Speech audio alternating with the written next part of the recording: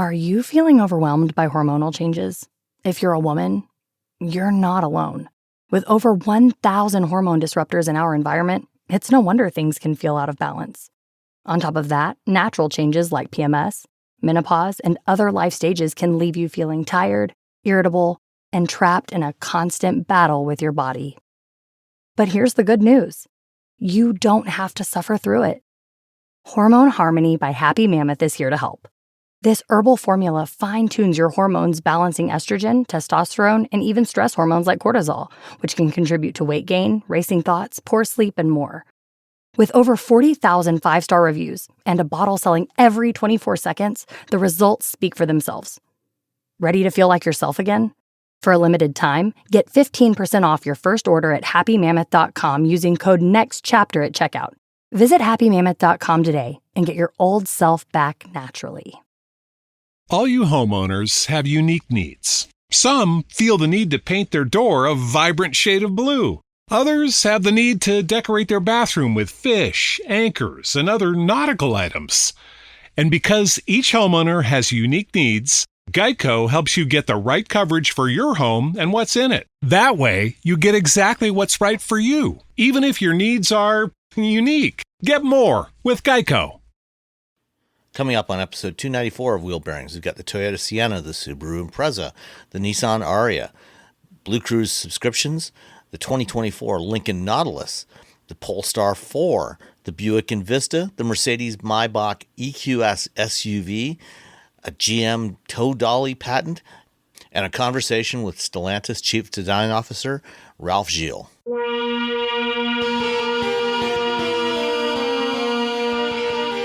This is episode 294 of Wheel Bearings, and I am Sam Abu-Al-Samad with Guidehouse Insights.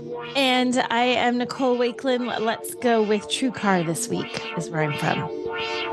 And I am Roberto Baldwin with, Motor One. Let's say Motor One. I got a thing I got to write for them. All right, who wants to go first? I'll go first. Okay. Because I'm ready. Whoa. I'm ready. Yeah, you can't go Settle first, down. Robbie. It's me. Okay. And I haven't even had coffee because I broke my coffee maker this morning. We've had all kinds of tech issues this morning. We've had so many issues. We're starting like a half hour late. We've had so many issues. I don't even know how technology works anymore. I know. Technology is scary fancy. Okay. So this week I am living the minivan life. I have a 2023 Toyota Sienna Platinum all-wheel drive. The whole title. It's not that bad. Some of them are long. This one makes sense. So it's a minivan. So it is the family hauler. It is not an inexpensive vehicle. Now, the Platinum is the fanciest trim that you can get, and I've got some extra stuff on here. There's a rear seat infotainment system. It has that like digital rearview mirror. It has carpeted floor mats. So it's got some extra stuff on there. It is $53,990 as it sits in my driveway this very minute. What do you think the destination is? Go, gentlemen, go. $995. $1. Sam's gonna win. It's $13.35. Oh, Wow. Yeah, so it's kind of a high one on this one. It's Go, like Sam. I'm not even Go, Sam. trying anymore. It's like you're just giving up on life, Robbie. Is that what's happened? I had Just a good forget it. run. It's over. So it's a hybrid. You can only get the Sienna as a hybrid now. There is no non-hybrid version of this. So it's hybrid or bust. So it gets good fuel economy. I've been averaging about 37 miles to the gallon is what I think it was last time I looked. And that's driving around town, back and forth to Boston once, twice, I think. So it's a combination of some good highway driving in there, but also some stop and go stuff around town. For a minute, I mean, it gets such good fuel economy. I drove it back and forth and it didn't look like the needle had moved at all on the gas tank, on the gas gauge. I'm like, is that broken? Like, it just didn't seem conceivable. I'm like, no, the range, number of miles I got left is going down. It's just going down really, really slowly. So if you've got a lot, like, this is going to save you a small fortune in gas, especially I just remember those days when my kids were little and it was pick one up at one school, pick the other up at one school, bring one to this practice, bring one to the other practice. Now you do a lot of random driving around short distances all over the darn place when you have kids. And this would have been fantastic. Although I've never had a minivan. I just never did the minivan thing. But so great fuel economy. It's got a 2.5 liter 4-cylinder. It's 245 combined net horsepower. It's not the most aggressive car you're going to drive. It's a minivan, people. It's a family car.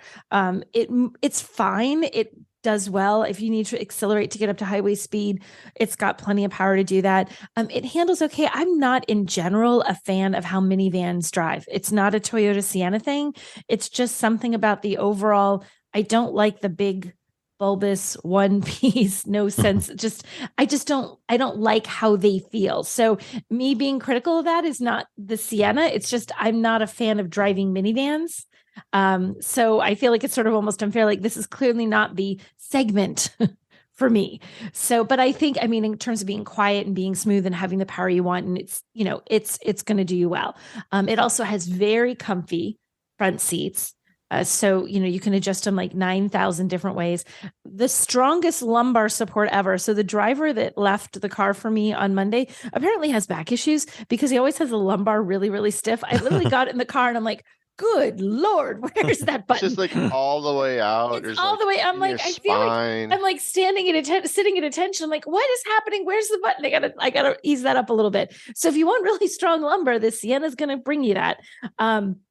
And it also this one has captain's chairs. Not every configuration has captain chairs. So you can get it with seating for 7 with the captain's chairs, or it's seating for 8 if you go with that second row bench seat. The captain's chairs, though, are really cool. And I do like about this good features for having when you have kids. So the second row, they're on rails that you can slide them really, really far forward. If you were folding the third row and you wanted to, do cargo and you want everything shoved forward, but, or if you want just enough room for people to sit there, but you got to put a lot of stuff in the back, or you can slide it all the way back to the third row. So almost like you can almost make it so someone couldn't sit in the third row, which would give you this expansive amount of second row legroom, which is kind of neat if you have adults back there. It also has this fancy pants ottoman. You pull a little lever on the side of the second row seats, and the little ottoman goes boop for your feet. Although the thing about it is you're not supposed to use it when you're driving because safety first, people. Like you're not sitting in the right position for a crash. And if there's a crash, bad things happen to your legs. It's like having your feet on the dashboard, which every time I see someone do that, it makes me inwardly cringe because there's airbags up there, people. What do you think's going to happen to your feet if you get, aside from the crunching of cars, there's an airbag in there. But you're also noticing the little footrest is supposed to be used while the vehicle is stationary. I don't know if everyone's doing that. Technically, you're supposed to be. So I'm saying technically you're supposed to be, but it does have this nifty footrest. So that's kind of a cool thing. And I was thinking about it. I'm like, well, how useful is that if you really follow the rules and you only use it when you're stopped? And I thought, well, how often was I just sitting around waiting for my kids all the darn time? I could have sat back there through hours of horseback riding and dance lessons and clarinet practice with a book and a coffee and been like, okay, I'm good. You guys do your thing. I can't believe you got dance lessons and clarinet lessons for a horse. That just, I know. I did. That's a very talented horse. It's a talented horse. So I like the Sienna. I think it's good. It has little rear seat entertainment system but it only has a flip down screen in the middle. Like it's literally in the ceiling and you got to flip the screen down. It's a good size screen. I don't know if I have the size at hand. Like old timey airplanes. Yes. 11.6 inch. So it's an 11.6 inch screen that flips down from the roof, which, it would be nice for the kids to each have their own on the back of the headrests. And it also slightly blocks blocks your view. So if you're just looking straight back, you're now looking at the back of that screen.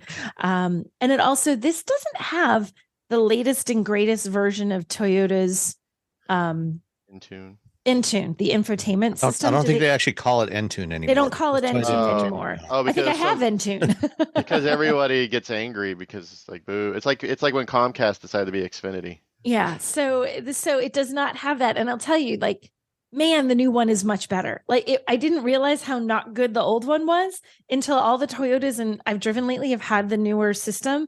And then I went back to this and I'm like, oh, good Lord. It's like the Wayback Machine, and the Wayback Machine has brought me this horrible infotainment. It does what you need it to do, but it's just nowhere near as crisp, as clear, as intuitive, as well designed. And it's just bad. It's not great. So that's the biggest thorn in the side of the Toyota Sienna is that it does not yet have, and this is a 23, it does not yet have the newest version. I don't know what they call it now. Toyota's infotainment that they developed themselves that is really slick and works really well. This is not that. So you don't get that version in the Sienna if you get it right now. But otherwise, I like this car. I mean, if you're looking for a family vehicle, I think it's not a bad choice as minivans go. Now, before we started recording, you mentioned something about DVDs and the rear seat infotainment. Yes, it does it so strangely enough. And like, I don't even have DVDs anymore. Do you guys have DVDs for anything? I think there's a handful. Yeah, there's a handful of them sitting here on a bookcase across the basement from me. Okay. But, we haven't actually played them in probably a decade. Right. What about you, Robbie? Do you even have DVDs? Yeah, we have a lot of DVDs, actually. Okay. So we're waiting for the end of society, for the collapse of society. For the end times?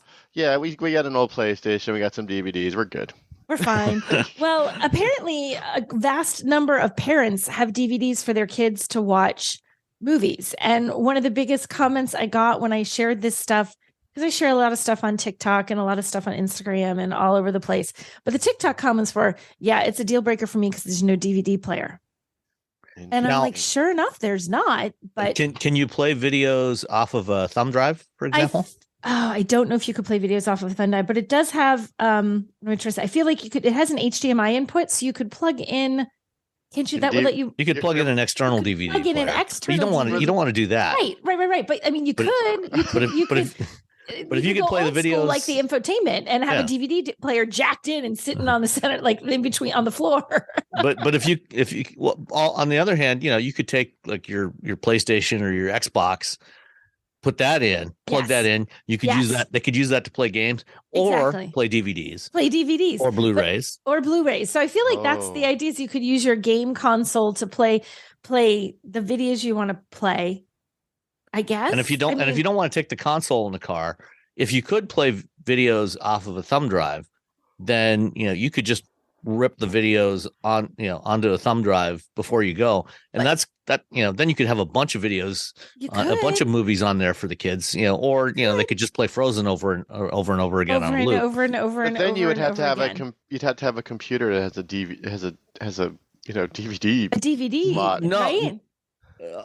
Oh, that's true. Well, I mean, I have, I do have an external. I do still have an external DVD drive sitting here that every couple of years I pull it out. Something comes along I don't have one. I think Russ might have one because we discussed once he keeps all the things. I'm sure he has a way to play DVDs. Russ has it. He's got something he could take out, but is there any support for streaming? Over the cellular modem connection? So is there a 4G or not a 5G but a 4G that you can stream from? I'm not even seeing 4G. Could you play? Could you just play Netflix or Amazon Prime? You or have something? a really nice speaker system. You have a USB media port, so maybe you could. Alexa, Siri. No. I'll have to double check. I'm not seeing that it says even Wi-Fi. USB ports. It was because most newer vehicles. Well, that's. Oh wait, connected services, 4G network. 4G. Okay, because most newer vehicles, a lot of newer vehicles have Verizon or Amazon Fire TV built in, or right. So you can have all your streaming services logged in there and just let them watch it that way. But that's not what anybody wanted. Like literally, parents, there's no DVD player. They all want a DVD player. They all want a DVD player, and I'm thinking, I don't even have. I think somewhere in a box I have DVDs that, again, like Robbie, waiting for the end times, but I don't even use. Yeah, they're mostly for or when the every once in a while, like And it seems weird to me because I feel like people who have kids who are at the age where you want to show kids videos to keep them occupied on a trip are like, my kids are 20. That means these are people who are like 20 years younger than me, and they're still all in with DVDs. I wouldn't think they would be. Do you know what I mean? Yeah, I mean. You would think, anybody with younger kids today, they're going to have their Disney Plus subscription and their Netflix, and they're just going to watch stuff off of there or YouTube.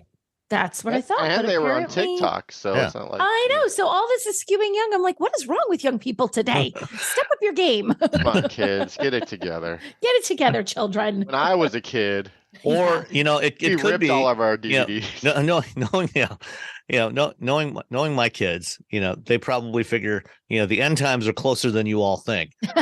We know the world is doomed. Okay. So, we're just not even going to bother with this streaming nonsense. That I will accept as an answer. I'll accept that answer. That could explain it all, Sam. We're like, you know what? We've seen how things are working out. We know where it's going. We're not getting rid of these. We've seen what you olds have done to the world. What you olds. We're prepared for the end times.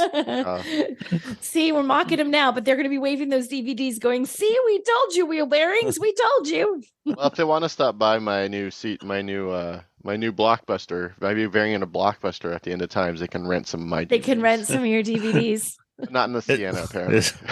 Is your ID Buzz going to have a DVD player in it?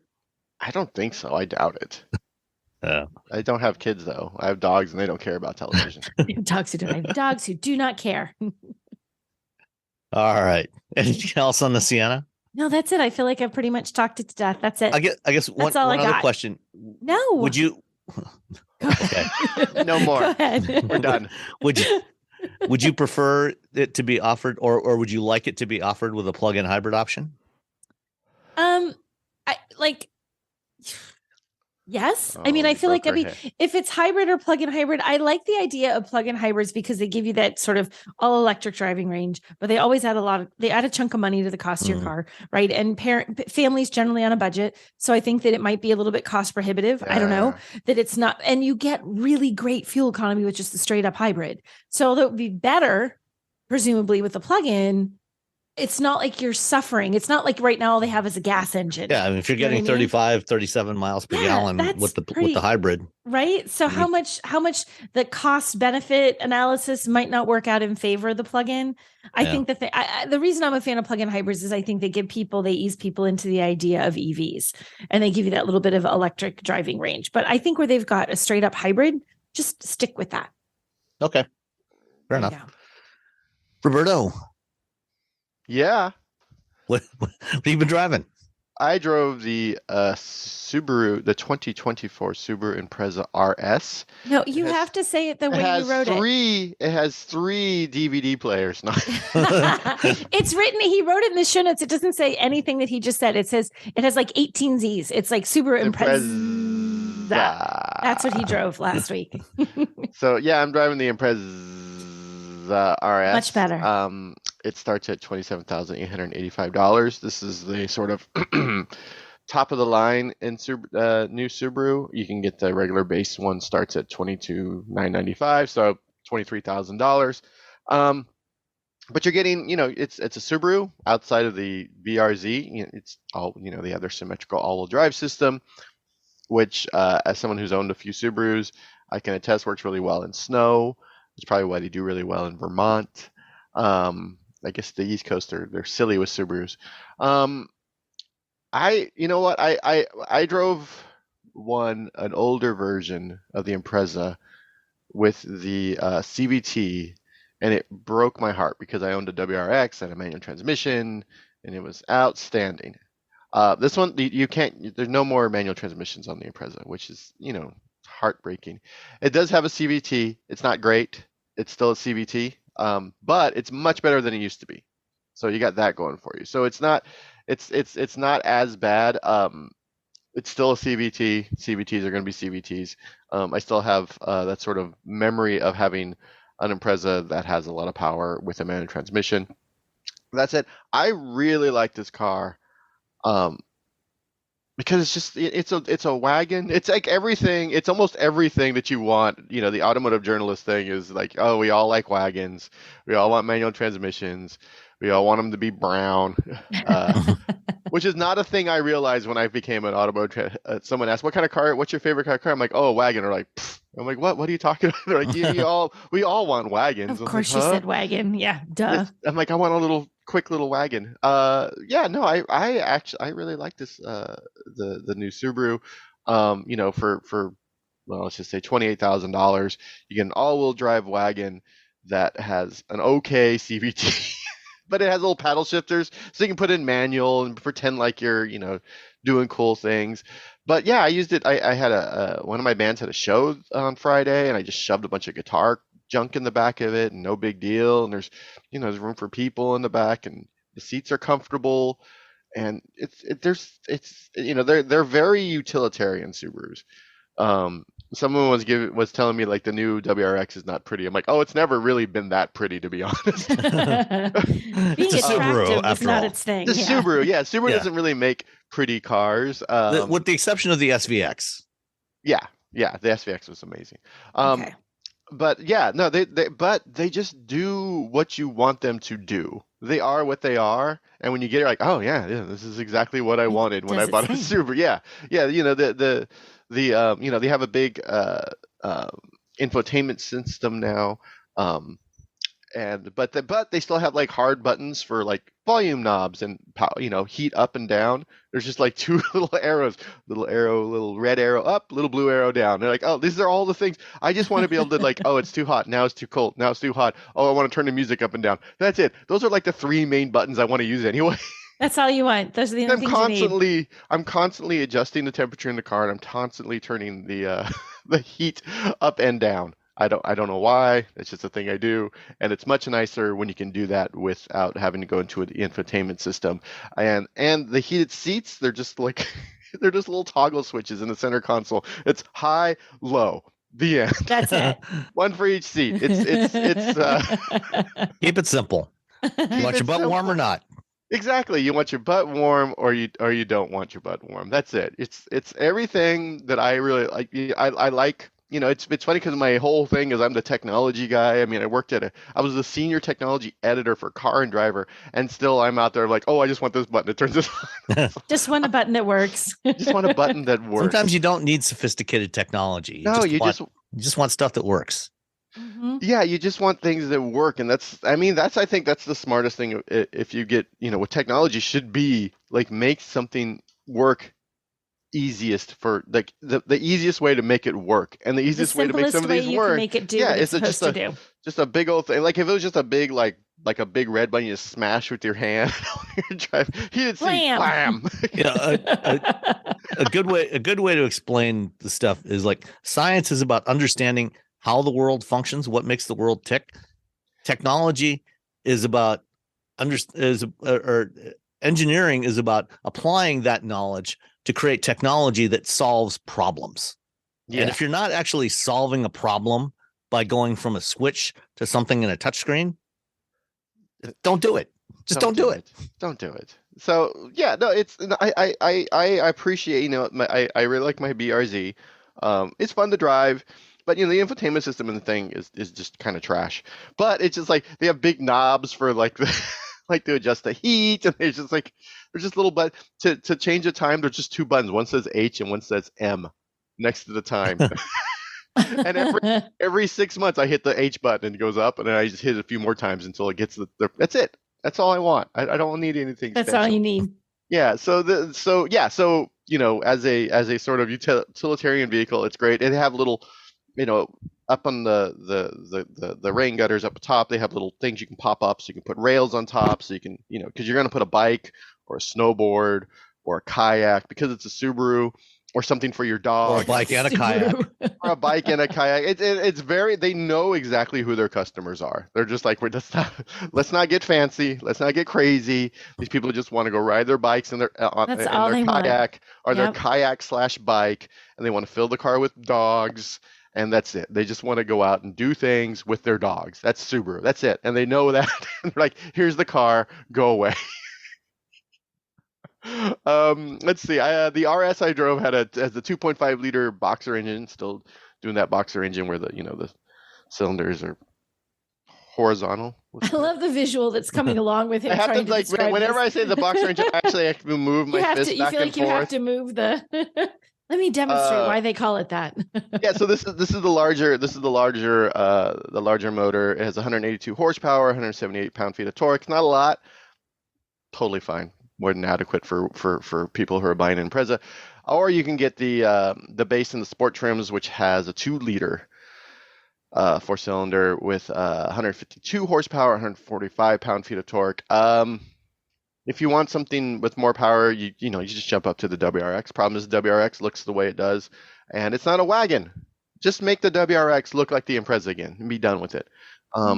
That's my soapbox right now for that. Okay, that's fair. The Sport and the RS, you can have manual mode, and I'm doing that with air quotes because you're using the little paddle shifters on a CVT. So, So you're selecting between some pre-programmed ratios within the CVT.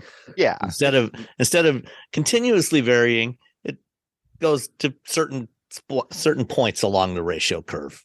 Yeah, exactly. I like and I feel like I don't want to sound like a Subaru fanboy, but I really like just sort of this utilitarian fun it's fun to drive, like going around corners, it's does really well around corners. It's just a nice utilitarian car. You get in there, there's some soft points, there's some hard points because it's still not an expensive car. They're not trying to impress you. Even though it's the Impreza, they're not trying to impress anyone. If you're looking for like, oh, I want this car and I want it to be really nice, I want like Mazda or Hyundai quality. No, don't. The seats are really comfortable, and then everything else is just like, you know what? You're going to get this thing muddy and filthy. Your dog's going to be crawling around in there. Dog's going to be crawling around in there. I appreciate the Subaru understands exactly who their customers are. The infotainment system is just looks like a giant portrait-sized iPad. There is a little bit of latency to it. You plug your phone in and you just don't even worry about it.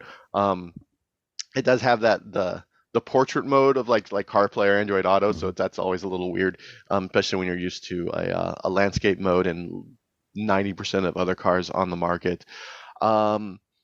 But yeah, it gets, let me pull up the old fuel economy thingamajiggy. 26 city, 33 highway, combined 29. I'm getting 28. I wish it got a little bit better, but what are you gonna do? It's no Sienna, I can tell you that. Yeah, it's no Sienna. Doesn't have a hybrid, doesn't have a and then when I'm driving it, I'm like, man, this thing was an electric car. If it was an EV, just yeah. And again, the wagon thing. I'm a stupid idiot for wagons. That's what it comes down to. I like that. I am too. I'm a stupid idiot for wagons. I like wagons. Yeah. My guitar amp is so heavy, and it's heavy in direct opposition to how good I play guitar. So it's really heavy, and I'm really bad. And it's just like, oh, you have to lift, and I've had to lift this thing into like SUVs, into Arcona, into like whatever, you have a press car, and sometimes you have this like really tall whatever, like a Bronco, and I'm like, but with the wagon, I'm like, oh, what? Once again, the visuals, it's like he's hauling like, oh my god, the whole world. It's just it's not even that big. It's not a bass amp. It's just so heavy. I bought it in what year? I bought it in like 1995 from a guy on his way to jail with a bunch of quarters I had. Oh God, you did not? Did you really? Yeah. I'm sorry, that's really funny. That's yeah. It's fun stories with Robbie. So yeah, no, it's you want a relatively inexpensive all-wheel drive vehicle. You're not looking too much for performance, and you're not super sad about it no longer having a manual. Then the Impreza, especially if you're a fan of wagons and you have a dog. I haven't put the dogs in the car yet. Typically, the automakers tell you not to. They ask you, please don't put your dog in our car. It's a Subaru, so I think it's required, isn't it? Isn't it like right at the top of the loan form? Like Subaru, if you have a dog, you must put it in the car. You are required to put it in the car for at least 5 minutes or something. I had a few years ago when I was at Car and Driver, I was going on vacation, and the fleet guy was like, hey, what car do you want this week? And I'm like, oh, I'm driving somewhere. I'm taking my dog, so I don't. I won't be here. So and I can't put a dog in your car. They all have like, please do not put your dog in our car. And like 30 minutes later, he got back to me. He's like, hey, Subaru wants you to take the Crosstrek and put your dog in it. They've changed their mind. No. They were like, I hadn't asked for a Subaru. They didn't, but I told him like, oh yeah, I have a dog. So I can't have a press car this week because I'm driving somewhere really far away with a dog. And he immediately got back to me. He's like, nah, Subaru's cool with that. You want the Crosstrek? Do that. So I should look at I should get. I feel like it would be completely counterintuitive if Subaru actually get upset if you put your dog in the car. I mean, if you left it a hot mess, they're probably going to be. And I'm pretty sure that the second line on the loan agreement is please put your dog in there. If you don't have a dog, please make the first stop you do to your local animal shelter. To rescue a dog. Please go get a dog. If you don't have a dog, you're required to rescue one as a part of your contract. I'm going to look at it. Oh, no, my email link has expired. I was going to look at oh, there it is. I'm going to look at the loan agreement right now and see what you find. I wonder what it says about you have to scan it as we're talking and see what it says for like, what's the rule? What is the rule? I got to know. Okay. Vehicle use. All right, you go on next. We'll continue. There's a lot going on in this thing. Did we talk about pricing on this? Yes. It's I didn't tell you. I don't know what I didn't have a Monroney. I got to do some math. Math. Oh. Give me. All right, you guys. Worstest. Give me a second. Don't say any numbers. Let me give you. I'm gonna say a number anyway. I'm gonna go with. I'm going with $9.95 because that worked for Sam a minute ago. I'm gonna go with $11.95. 22. You know that meme? Although if I was smart, I would go with $9.96. Yeah. Yes, you would. Okay, hold on. I can hear the clicking of the keyboard. We've put him on the spot. We've done too much. We broke Robbie. $1,090.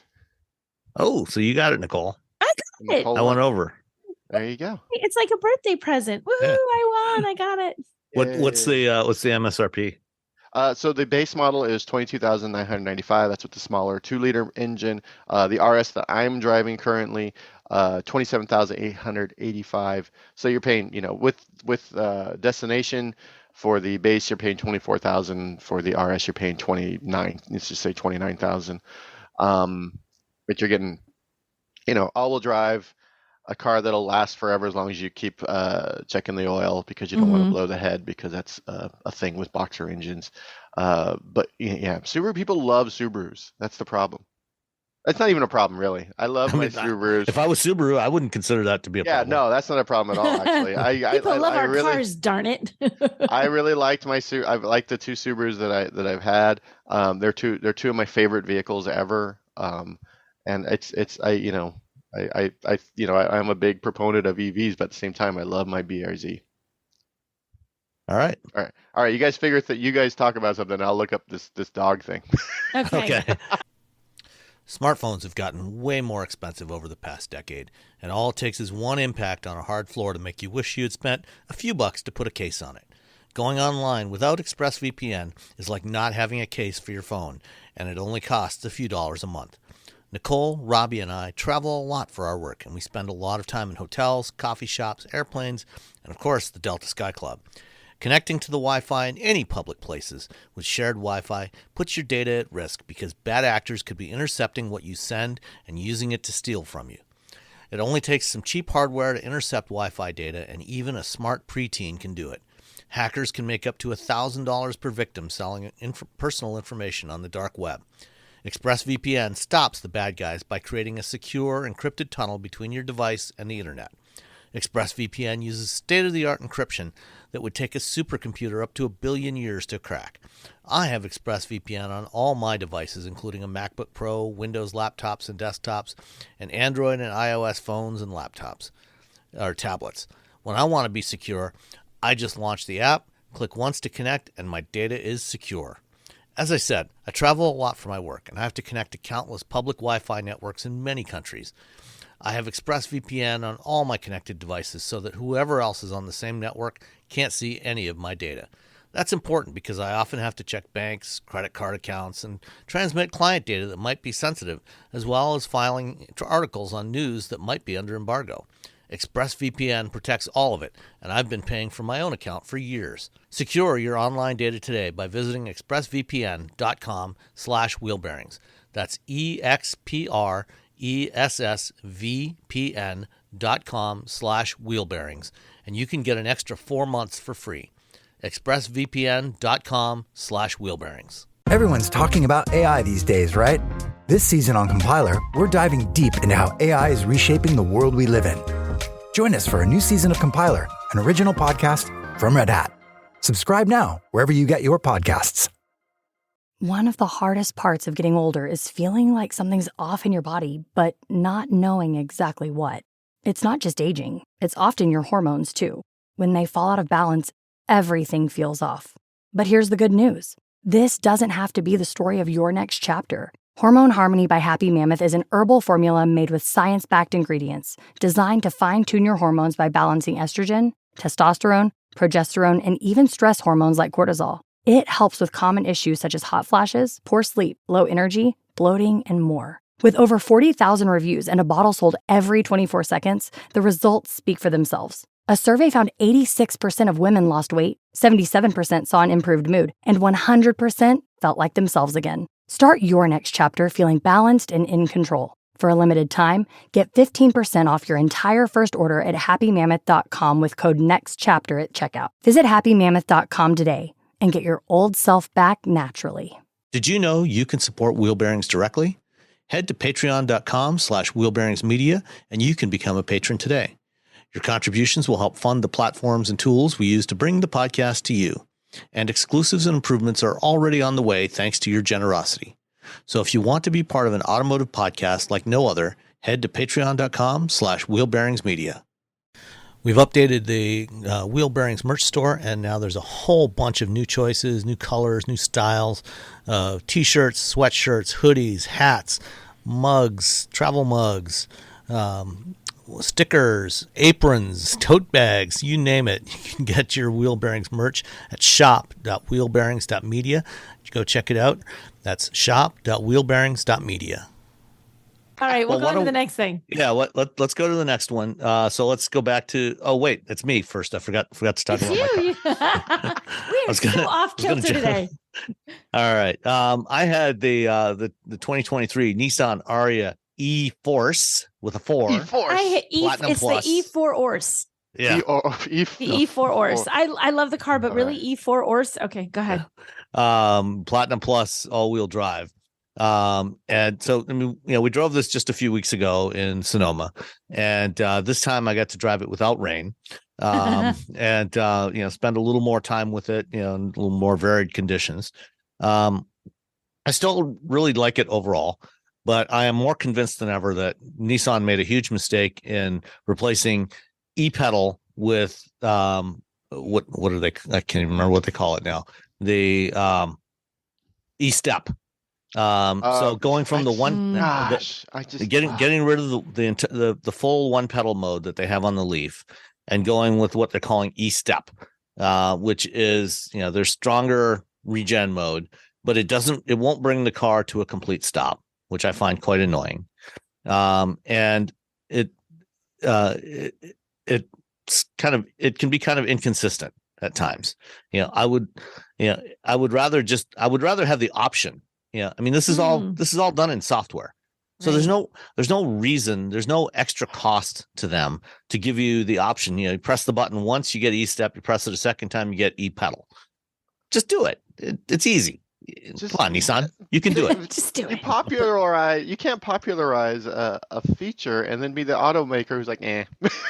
Well, I feel like that was just proven wrong by what GM did the other week with Apple CarPlay and Android Auto. So, They're like, hey, GM was like, hey, hold my beer when they found out. Yeah. We got you. So, driving around in this thing for a week, aside from the e-step, e-pedal thing, it is quite pleasant to drive for the most part. Couple of things I did notice when I was trying it out with the new charger that Autel sent me to test out. One of the things I noticed about the charger, for one thing, is it's got some on the panel, on the control panel. It's got a couple of icons that light up to tell you when it's powered on, when it's connected, when it's charging, but there's no actual display on the panel. And so you have to use the app to figure out what's actually going on. And when I plugged it in, I had it set up with a schedule to charge at night, but I was doing it during the day and I wanted to try it out. And I noticed that it was only charging. It's a 9.6 kilowatt charger, but the car was only charging at 7.5 kilowatts, which is a little lower than I expect in a brand new EV coming to market, especially one that costs as much as this does. I mean, you can still, it's 7.5 kilowatts. You could still charge it overnight, and do pretty much a full charge on it. But, when you got a lot of cars out there now that are supporting, 9.5, 11, in some cases 22 kilowatts with AC charging. At least give me the 9.6 and preferably 11 kilowatts for AC charging. So there's that. Again, fairly minor annoyance, because in most cases, most people aren't going to be doing a full charge overnight anyway. But for a vehicle that can cost over $60,000, it's something to think about for Nissan. Driving it, again, very smooth, very quiet, just as it was in California. I did several trips back and forth, between my home in Ypsilanti and Dearborn and Detroit during the week that I had it for a conference I was speaking at and for a couple of other events in that area. And so I spent some more time using the ProPilot version 2. And so this is the hands-free version. And noticed a few more things that I hadn't noticed when we drove it in California. When we drove it in California, it was rainy out there. Yes. No real sunshine to speak of during that time. And during the couple of days that I drove it towards Dearborn, driving east directly into the morning sun, I noticed some issues with ProPilot. So with Super Cruise and Blue Cruise, for example, the way the camera setup is done on those, they have one forward-facing camera, and then a couple of cameras on the side under the mirrors that look down at the lane markings, to see where you are, to see if you're centered in the lane, to help with that.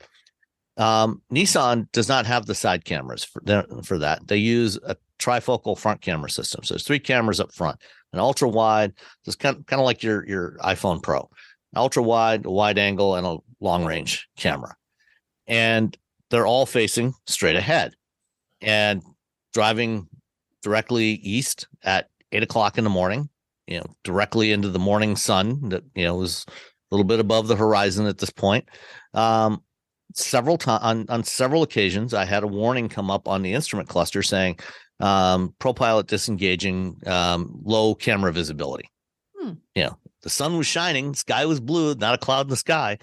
The only reason there was low camera visibility was because the sun was shining directly into the camera. It was just like bright. If you look with your eyes directly into the sun, you're not going to be able to see very well. You're going to have a bad time. Yeah, and the same is true for cameras. So this is one of the real limitations of cameras. And so there were several sections along the road where the system, even though it should have been able to work, just couldn't because the cameras couldn't see. And then that was exacerbated by the fact that this stretch of I-94 is paved with concrete, so it's a fairly light gray, and you got white lane markings. And again, with the sun at the angle it was, you had some reflection off of that concrete, and so the contrast between the pavement and the lane markings was even worse. So even when the cameras could see, they couldn't really see the lane markings, so it was reverting back to back to the base adaptive cruise control. Wouldn't even try to do lane centering. Wow. So I still really like the HMI approach that Nissan has taken with this, with changing the color theme of the instrument cluster and the heads-up display so you don't have mode confusion. Did you feel like it was easy? Like it was easy? Were you surprised? Did you ever find yourself like, whoa, it's not driving anymore? Or was it super clear all the time? No, it was always super clear. That's good. Yeah. So, unlike Blue Cruise, it was always super clear as to what was happening. Speaking of which, at one event I was at, I was talking to somebody from Ford who probably shouldn't have been saying this on the record. But it was off the record. But he did tell me that for the next generation of Blue Cruise, they are changing around that whole HMI. Good, because it's stinky. Yeah, but that's my professional opinion. They are not putting capacitive sensors in the steering wheel because that was too expensive. They decided it wasn't worth the cost, which I told them I thought was a mistake, that they should do that. Wait, so when it notifies you, it's just going to be visual then? Well, no. Like when it tells you when it's detecting if your hands are on the steering wheel, when it wants you to put your hands on the wheel, it's still using the torque sensor instead of actually detecting if your hands are actually on the wheel. Gotcha. Sorry, misunderstood. I was thinking, okay. So aside from my complaints about that, with the ProPilot 2.0 driving into the sun in the morning or into the sun in the evening. Otherwise, it generally worked really well. I was quite pleased with that. Overall, I really like this car. The haptic feedback from the touch controls on the center console and on the instrument panel, is fine. But again, I would still rather have something I can feel without looking at it. Am I still complaining about this? Because I really like this car. I really liked it too. I mean, no, but your complaints are valid. I really like this car. I like the all-wheel drive version better than the front-wheel drive version. Front-wheel drive. Yeah, E4 Ors. The E4 Ors. Really nice. I don't like its name, but I like how it drives. I think I wish this one had come out before the other one. I think it would have gotten a more positive reception because I think it handles better, so much better than the other one. And I like the features there. I mean, the stuff they have in there is good. I love the little hidden compartment thing under the dashboard, the little drawer that you can deploy. The movable center console is nice. Movable center console is really nice. So you can move it so it's always in the right spot. You don't have one of those like, oh wait, the armrest is too far. I've adjusted my seat and the armrest is too far back or too far forward. So it's got some really neat features despite the drawbacks that are quite valid that you've mentioned. It has great features to it, Sam. Yeah. So the E-Force since it's the Platinum Plus, E4 Ors. E4 Ors. Since it's the Platinum Plus, has the bigger battery, which gives it a little more power. It's 389 horsepower. I think. Let me find it here. Let's see. Yeah, 389 horsepower, 442 foot-pounds of torque. So plenty of performance. Performance is not an issue at all. Lots of room inside. Easily room for 5 people in there. 87 kilowatt hours of battery. The range for the E4 Ors is 289 miles, which is okay. It's not exceptional, but it's better than what you can get from Toyota. Right. And an all-wheel drive BZ4X is like 220. So, it's way better than that. So, overall it's a good vehicle. And if you're looking for an EV, it's definitely something that should be on your list, your consideration list. Since the one I had was one of the pre-production models that was used for the drive programs, there was no Monroney attached with it. But I went through the total sticker price was $62,220. So this is basically, a loaded model. And best of the best. Yeah. And the shipping and handling charge, any estimates? Ooh, $1,200. I'm gonna go with $1,195. It's what?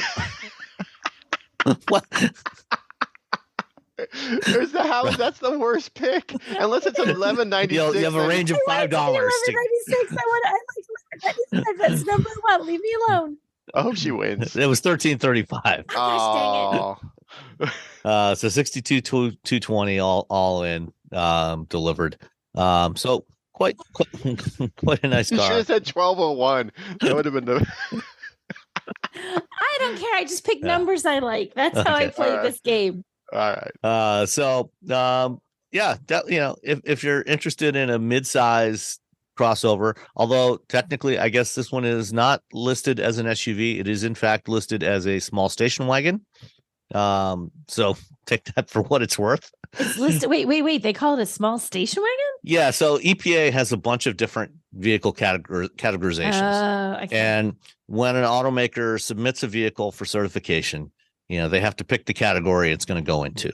And for some of the categories, there are some criteria. Like for SUVs, there's 2 SUV categories. There's standard SUV and small SUV. The only difference between the two is the maximum gross vehicle weight, which is 6,000 pounds. So the Nissan Pathfinder, which you might look at and think, oh, that's a fairly large SUV, is in fact a small SUV because they limit the GVW to 5,985 pounds. And they do that by saying you can't put more than, 990 some pounds of payload. Mhm. And you probably could put more than 1,000 pounds of payload in it, or a little more than 1,000 pounds, and it would probably be fine. But that's their official rating for it. And sometimes, you have something that looks like a car, like say a Hyundai Ioniq 5, which is classed as a small SUV. And sometimes you have something that looks like an SUV that is classed as a station wagon, like my the gosh. Ariya, or the Nissan Murano is also classed as a small station wagon. This doesn't make any sense. No, it's doesn't dumb. make any sense, Sam. It makes no sense at all. I know. Less sense than the numbers that I pick. It makes no sense.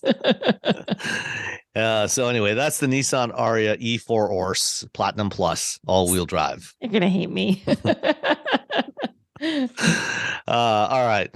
Let's talk about some other stuff that we saw this week that is coming off embargo tomorrow before we release this. Okay.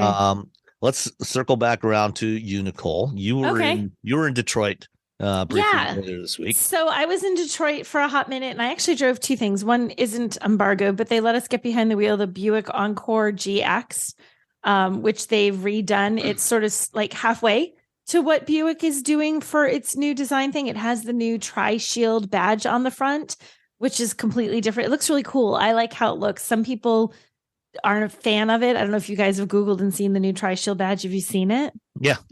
What do you think?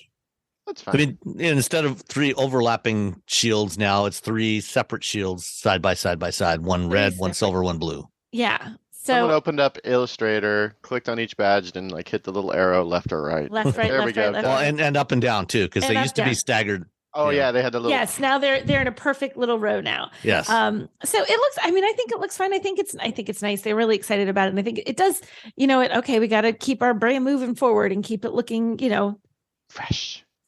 There we go. Keep it looking fresh. So the Buick Encore GX is the very first Buick to have this new badge on it. And it's even cool. It's on the key fob, and that's how you lock the car. I want to say it was lock, not unlock, but you push the Buick little badge on the key fob, click, click, and that's how you lock the car. So, Cool. so that was kind of neat. It gets a new front. They did some nice stuff inside. It has 19 inches of screen. There's an 8-inch digital instrument cluster, and 11-inch. Does that make 19? Yes. Infotainment touchscreen. And it looks good. They did a nice little update to it. So we drove that, but then we drove it to the Design Dome on the GM campus, which, have you guys ever been inside of it? I have. Yeah. Okay. Cool place. It's really cool. And the thing I learned about this is kind of neat. The Design Dome, even though they're doing all this construction to update things on the GM campus, it's been the same dome for since the 50s or something. Yeah. So I think all it's these 56 or 57 it opened. Yeah. So all these reveals and stuff that you have seen over the years, and different things that you've seen that look like they're in a giant dome, it's there, which is Same kind of dome. same dome. It's kind of a nice little piece of history. I thought it was sort of neat. It was like, wow, there's a lot of history has happened in this little building. And what they were showing us was the reimagined Buick introduces the first ever Envista, a premium crossover with an approachable price. That's the little headline. So this comes in at the bottom of the pack. So the Encore goes away. Then there's the Encore GX. Well, below the Encore GX now is going to be the Envista as the most entry level of the, I guess would they call it a crossover? Okay, I'm calling it a crossover. I don't know what the heck the EPA is going to call it, but it's a crossover. As we've discussed, they don't make any sense. So, so this is coming out. It's a 2024, and it's going to start at $23,495, which is pretty darn affordable. And I talked a lot with, especially for a Buick. Yeah, I talked a lot with Duncan Aldred. He sat across from me at dinner. He's their global VP of Buick and GMC. And I was asking him, because there's another Canadian journalist sitting next to me, and he sort of had the same question, where so many brands are getting rid of their lowest trims. They're trying to make themselves more premium. Look at Mazda. They keep pushing higher and higher. They're getting more and more premium. Buick is already a premium brand, but yet they're pulling that lower. Do you know what I mean? It's sort of backwards of what everyone else is doing. And what he had sort of said is they felt that there's a little gap there because everybody is pushing things up. There's a little gap for the person who wants to get into a premium brand, but can't quite afford things that are truly at the top of that lineup. So it's sort of to get people into the Buick brand, to make a more easy entry level vehicle for people that are sort of aspirational and like, okay, I can get into Buick. It's still nice, but yes, you're putting up your hand. Yes, Sam, what would you like to ask? Did you ask him, kind of what he sees as the competition for Buick now, as they're, trying to remain premium, but more affordable, more accessible, does he see a brand like Mazda now as a competitor for Buick? We didn't specifically talk about like if there was a specific brand that he saw as a competitor, but I think what, we talked about in more general terms as opposed to specifics. And when I mentioned Mazda as one of the ones that's pushing their lineup higher and getting rid of the lower trims in their lineup and making their whole lineup increasingly more luxurious, especially in the top trims, Mazdas are gorgeous. And he said, yeah, we're aware of that. But we feel just in general, those brands, without naming names, they're all sort of leaving behind that person who's not quite basic mass market, not quite luxury vehicle. What if you just want to sort of kind of get there? So I feel like I think companies like brands like Mazda are the competition. I think they are. Mm-hmm. And we talked a lot too about, the person who's buying it. They have the highest number of women buyers in the market, like women gravitate towards Buick. Overall or just within GM? They said overall. Okay. So, a lot of women buy Buick. So they're very much trying to, cater to that market that they sort of have. They get a lot of conquest sales from lately. They've been doing really well. Their supply chain has caused issues like it has for everybody, but still, despite that, they're doing really well. So they feel very positive about it. I think they feel like the Envista is going to continue to build that momentum. And it looks great. And this one, where the Encore GX just has a little bit of the new Buick design aesthetic to it, the Envista is full on 100%. This is the new Buick design. This is what Buicks are going to look like. This is where we're heading going forward. So it has that badge, but it looks a little bit sportier, a little bit more streamlined, a little bit sleeker. It does have a more premium look. It has the interior is somewhat similar to what I saw in the Encore GX. It still has that 19 inches of infotainment screen across there. So it still has that. It has, which gives it a very high tech feel. It looks great in the Encore GX. I'm sure it's going to look just as good when it's all set up and ready to go in the Envista. We were in that sort of half seeing things, half not that you have when you're in a design dome and everything's not quite, what it should be. But so this is their attempt to bring in new buyers. They're not necessarily trying to skew younger buyers, just buyers who are not served in that segment to begin with. It's like filling an empty spot. That's how they see it. What do you guys think of it? Because I sent you all the stuff so you could see it so we could talk about it. I like, especially like the one in the red here on the beach. Yeah. With the black wheels, it shows off, kind of the curves. Obviously, it's got the fastback, coupe-like profile to it, mm-hmm. Which is a very different look from the old Encore. Right. And so it's definitely got a sportier feel to it in terms of the design. The body sides, it's got some of that wave through the body side, mm-hmm. So, depending on the angle the light's hitting it at, you get kind of that S curve, in the body side. So it's not just completely flat. Right.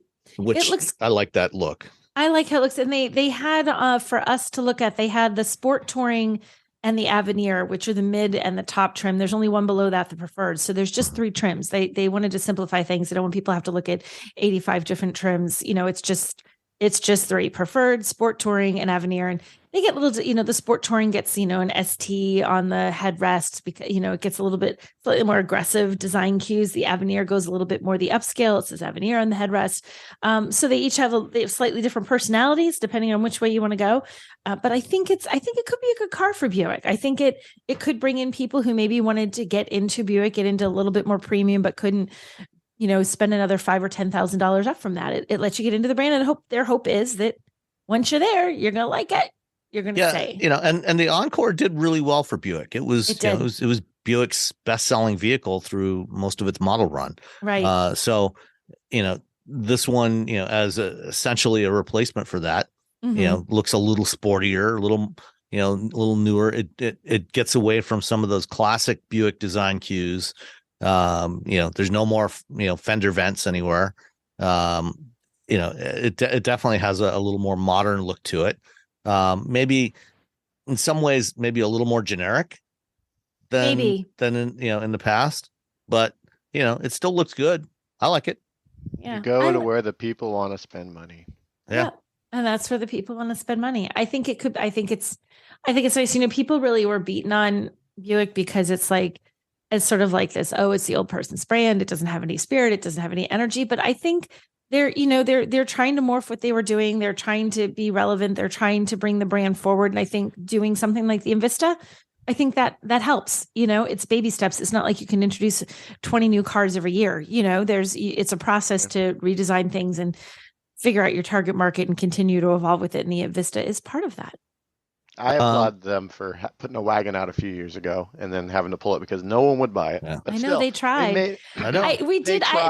We had that conversation at the dinner table. He's like, yeah, Duncan's really like, yeah, I know all you guys all want a wagon with a manual transmission. That's not happening. No one's buying that. I love that Regal wagon. Cool. The Tour X. Yeah. Cool. Is this front wheel drive only, or will it also be offered with all wheel drive? I believe this is front wheel drive only. I think it was just front wheel drive only. It doesn't say anything about all wheel drive. I'm almost 90% sure because I'm getting the Encore GX and this mixed up in my head, but I think this is only front wheel drive only. So that might be a downside for people who live in the Northeast or in the snow belt region who really increasingly want all wheel drive. But they can just buy a GMC Hummer. You can buy a Hummer, or you can slap winter tires on there. We have not yet this episode waxed poetic about winter tires. Put winter tires on your new Envista, and it'll go a long way to making it good in the snow. Yeah, an all-wheel drive car with winter tires, better than all-season tires on a four-wheel drive car. Yep. Yeah. All right. I just like saying Blizzak. Blizzak. Or some Nokians. There's several good brands. Yeah, there's other ones, but we just like. There's other ones, but Blizzak is my favorite. Blizzak just sounds cool. It sounds cool. It's like, what do you have in your car? Tires. What do you have on your car? Blizzaks. Now you're cool. Instantly, your cool factor goes up. I got Blizzaks. Yeah, Blizzak. All right. So one of the reasons why I drove to Detroit this week was to go into this little event space in Detroit, in Corktown, to get a look at the 2024 Lincoln Nautilus. It was, for a while now, it's been a little unclear what Lincoln's plans were for the Nautilus, because we've been hearing for a while that the Oakville assembly plant in Ontario, where the Nautilus and the Ford Edge are built, is going to be ending production of those two vehicles later this year. And Ford, actually just before, the day before we got our backgrounder on the Nautilus, they announced that they were spending $1.3 billion to retool the Oakville complex to build EVs starting next year. And they haven't said publicly what those vehicles are, but these are going to be the 3-row SUVs, the Explorer class and Aviator class SUVs, although we don't know for sure what they're going to be called yet. But those aren't coming out till end of next year. So it was unclear what the plan was going to be for the Edge and the Nautilus. It looks like the Edge is not going to get a direct replacement in North America. So you'll go from the Escape and Bronco Sport up to the Explorer and onwards. At least not for now anyway. Maybe once they have an EV, maybe there'll be an EV replacement for that. But for the Nautilus, it has been completely reworked. And this is now built on a heavily modified version of Ford's C2 platform. So this is the same platform used for the Escape, the Bronco Sport, the Maverick, the Focus, as well as the Lincoln Corsair. And the new Nautilus is 2 inches longer, 2 inches wider, and 2 inches taller than the old Nautilus. Yeah, 2 inches in every direction. And the design is a combination of some of the stuff. It looks more in line with the rest of the current Lincoln lineup than the outgoing Nautilus did, because it's got the kind of floating roof layout. Kind of looks like kind of glass all the way around. Available with some two-tone options with a black roof, but it also adopts the same sort of larger grille design that is on the 2023 Corsair, as well as debuted last year on the Lincoln Zephyr sedan in Europe. And this is, at least for the vehicles that still have an internal combustion engine, this is the look that Lincoln's going forward, for at least for the next few years. And then at the back, it's got tail lights that kind of go all the way across and then kind of wrap around the corners and down a little bit, kind of like the rear lights on the Kia EV6, but also very much the same as what we saw on the Lincoln Star concept last year.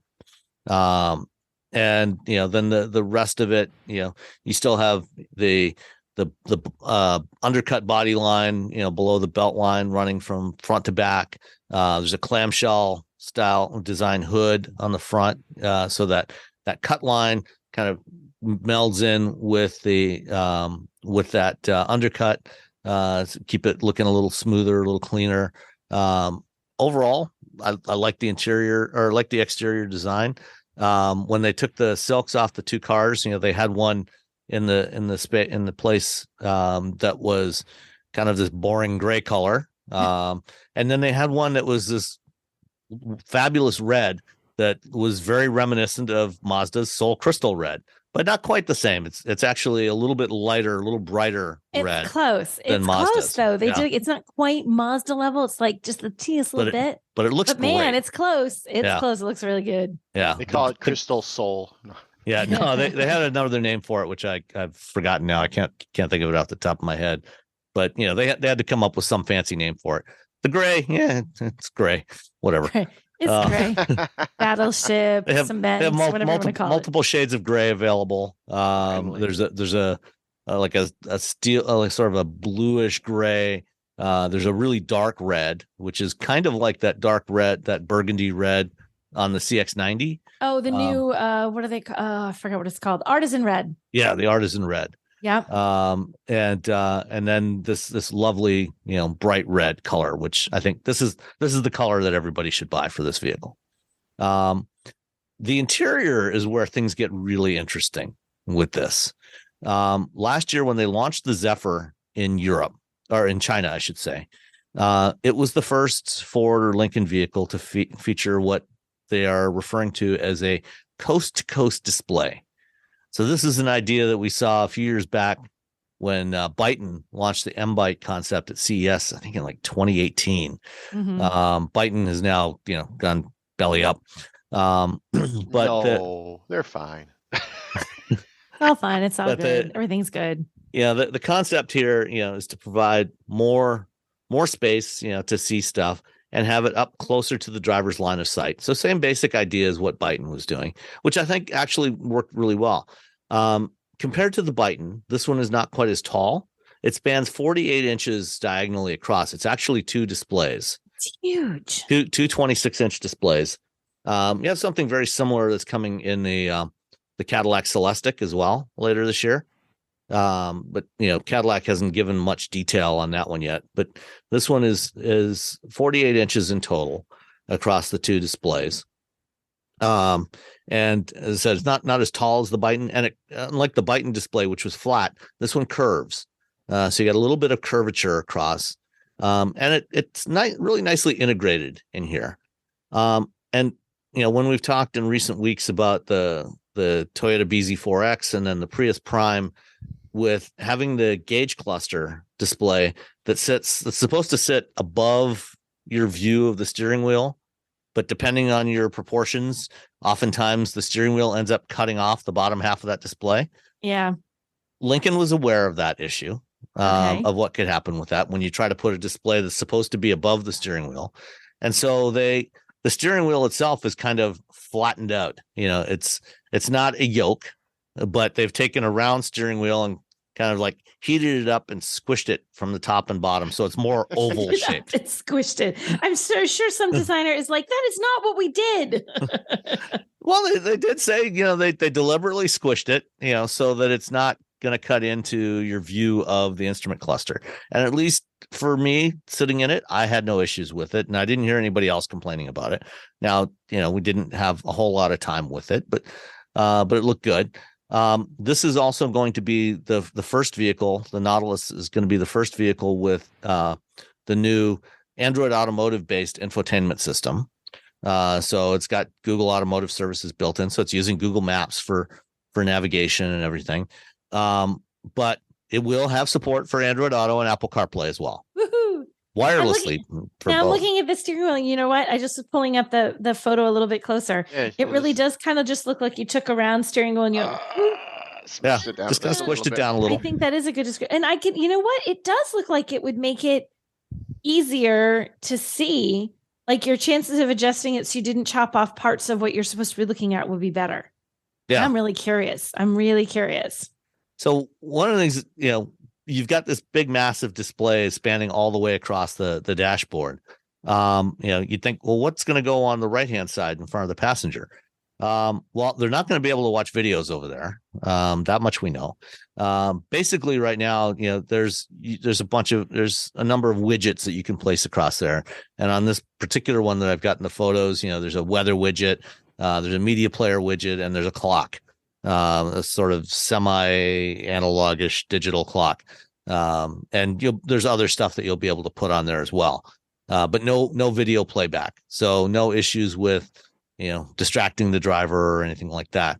But you'll be able to expand, like, for example, the navigation display, and have a bunch of, you get some different options for what can be displayed for the driver information.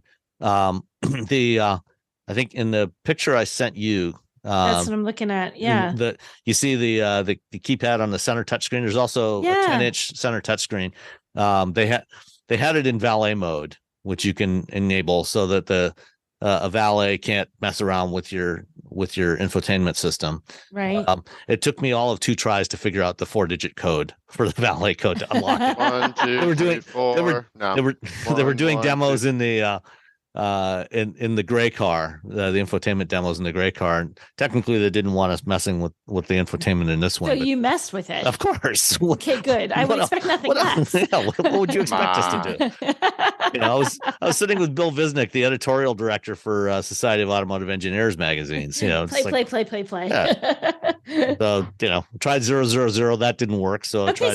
So I have a question. So I'm looking at your picture, and there's that screen, and then below it, I can see the gears, park, reverse, neutral, drive. Mm-hmm. Then there's like a twisty dial. What are the 3 little things on either side of the twisty dial? Let's see. Let me find the right picture for that one so I can tell you. I mean, it's other control. It's like the various. You got the hazard warning lamps, the active park assist. Is that what all those things are below the gear shift section? Yeah, they're just toggles, on and off toggles. Is one of them like a little camera thing? One is the camera. Yeah. So all the safety stuff is there. Yeah, one is the max defrost and then the drive modes.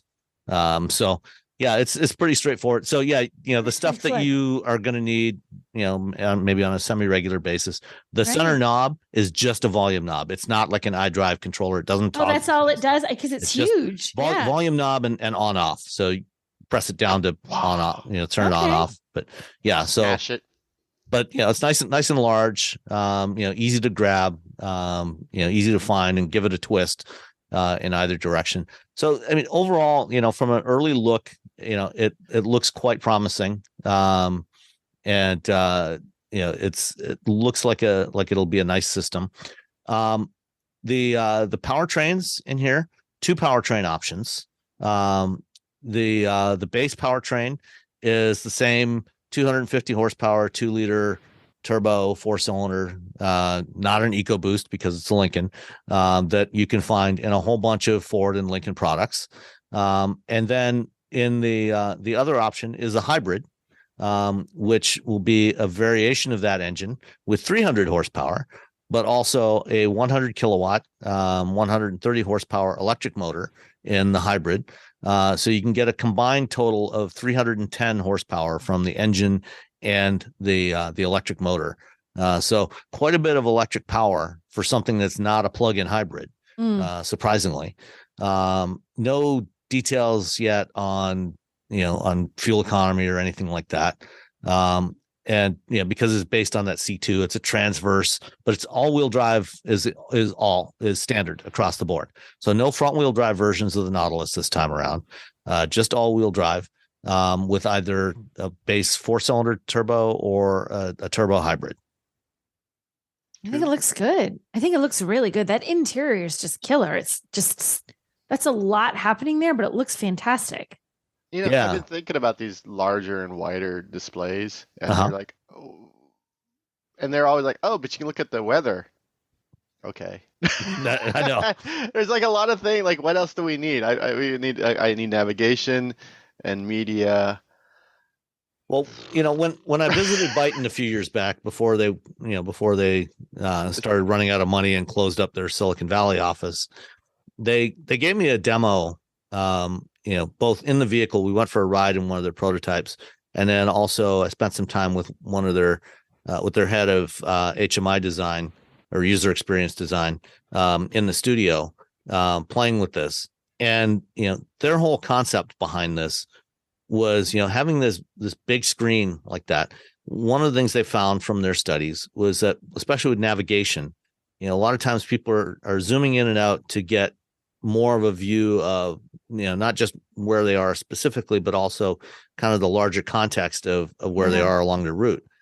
And so one of the things they wanted to do with the big screen was to show more of the map on there, so you could see both where the details of where you are, but also where you are overall. And it's not entirely clear yet exactly how this is all going to work on the Ford system. But I think if you can expand that map view quite a bit, I think that can be helpful, from a usability standpoint. The other stuff, having these widgets over on the right-hand side in front of the passenger, so you're looking like way over there. Well, and it feels like it's a little bit like you configure stuff on your, like, I don't know if you have I have an Apple Watch and there's 9 zillion things that I could show on the face. I don't want all 9 zillion. I don't need all. Really, I need the date, the time, and I like to see my fitness stuff. That's it. Like there's like, you got the time here, you got the weather, like 9 zillion widgets on here. Like I'm like, I don't need all that, but you could. Yeah, but I never use all that. Yeah, I think you also have the middle screen. The middle screen is the only one that's touch. So that's your interface to control the other stuff that shows up in the top. So it's not something to just link it. I mean, everyone who wants it. It's not a Lincoln thing. Like it's screen to screen thing. I'm like, well, what's going on over here on the right? What are we missing? Is it the time? Because that little itty bitty time, those little numbers that are top left hand or top right hand corner of all the infotainment, those have been working fine for me. Yeah. I mean, Stellantis and some others, Mercedes, they're using the passenger side screen to allow them to watch videos and stuff and to interact with the infotainment system separately from the driver. So for example, the passenger could actually type in a destination on the passenger side screen, which the driver can't do. While the vehicle's in motion. So we'll see how it works. So production starts the end of the year. It'll be available early 2024. No word on pricing or anything yet. And production is going to be in China. This is going to be built in China and brought over to North America from there, because the volumes didn't really justify, since they're not doing an Edge just yet. Or it sounds like they're not doing an Edge replacement just yet. And most of the sales of Nautilus, of the current generation Nautilus, 2/3 of sales are in China. They're just going to build it in China and bring them over here for the U.S. market. Yeah, it makes sense. Yeah. I want people in the Discord to give me some good widget ideas for the passenger side of the screen. Like, what should be what should be over you have there? What should be there? Give me some ideas. All you homeowners have unique needs. Some feel the need to paint their door a vibrant shade of blue. Others have the need to decorate their bathroom with fish, anchors, and other nautical items. And because each homeowner has unique needs, Geico helps you get the right coverage for your home and what's in it. That way, you get exactly what's right for you, even if your needs are unique. Get more with Geico. Have you ever killed a houseplant before? Don't worry, you are not alone. But what if I told you you're not destined to be a plant killer? What if I told you you could not only fill your home with gorgeous, luscious, happy, thriving plants, but live a happier life through caring for them? Hey, new plant friend, my name is Maria. I am a former plant killer turned happy plant lady and host of the Growing Joy with Plants podcast, where it is my life's mission to help you grow happy plants and thrive alongside them. Because when you learn to care for plants, you really learn to slow down, connect with nature, and nurture yourself too. Each week, I share expert tips, inspiring conversations, and soulful planty wisdom to help you grow a greener, happier life. So if you're ready to turn your plant struggles into plant joy and get the green thumb you've always dreamed of, search Growing Joy with Plants wherever you listen to podcasts and hit subscribe. That's Growing Joy with Plants podcast. Let's grow some joy together.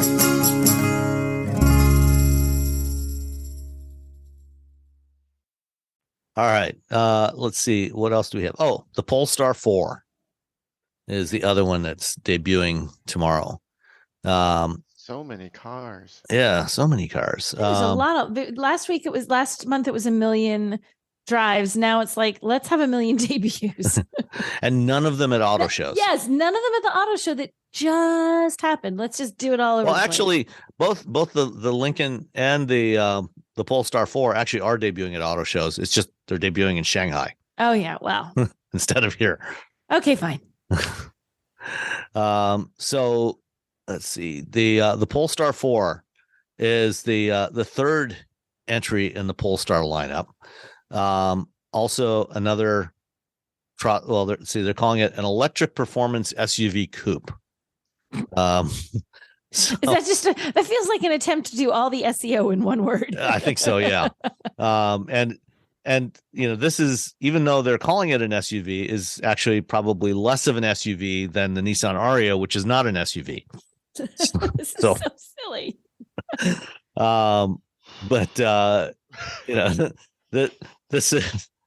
This is actually surprisingly close in size to the Polestar 3. It's like a couple of inches shorter. The wheelbase is actually about the same, but it's on a different platform from the Polestar 3, which the Polestar 3 is going to be built first in China, and then they're going to add production in South Carolina at the Volvo plant there. And the Polestar 3 shares its SPA2 platform with the upcoming Volvo EX90. This is on what we're calling the Sustainable Experience Architecture. Developed by Geely, which is the parent company of Polestar and Volvo and about 33 other brands in China. So it's pretty close to the same size as the Polestar 2, or sorry, the Polestar 3. But it's got a sleeker look to it. What do you think of the design of this thing? It looks cool. The images that they put in, that they released of it, it looks really sick. They have one that's gold in this image group. Gold? That's a gold card. I know. And that makes me think of James Bond all the time. But Goldfinger. I like how it looks. I think and they use, the design is really slick. It's in keeping with the other Polestars, but they have that very slick sort of modern, like, I want to be a sports car, but I don't even know what the heck they're going to call it. I'm a not sports car. An electric performance SUV. And I'm an electric performance SUV. I do like how it looks, but in general, I like how the Polestars look. I think they're sort of different, sort of fun vehicles. So I like this one, like like most of the lineup. And the 3 and the 4, have a sleeker look to them than the 2, which is kind of a blocky, chunky look to it. Yeah, that's a little bit. This one goes more towards fast and sleek and sporty. Yeah. I weirdly like that gold. I want to see that gold in person. Yeah, it's pretty slick. The interior, they're switching to a landscape display. It's a 15-inch landscape display instead of the portrait style display that they have on the Polestar 2 and on the 3, I think. But you still also have a 10-inch instrument cluster display directly in front of the driver.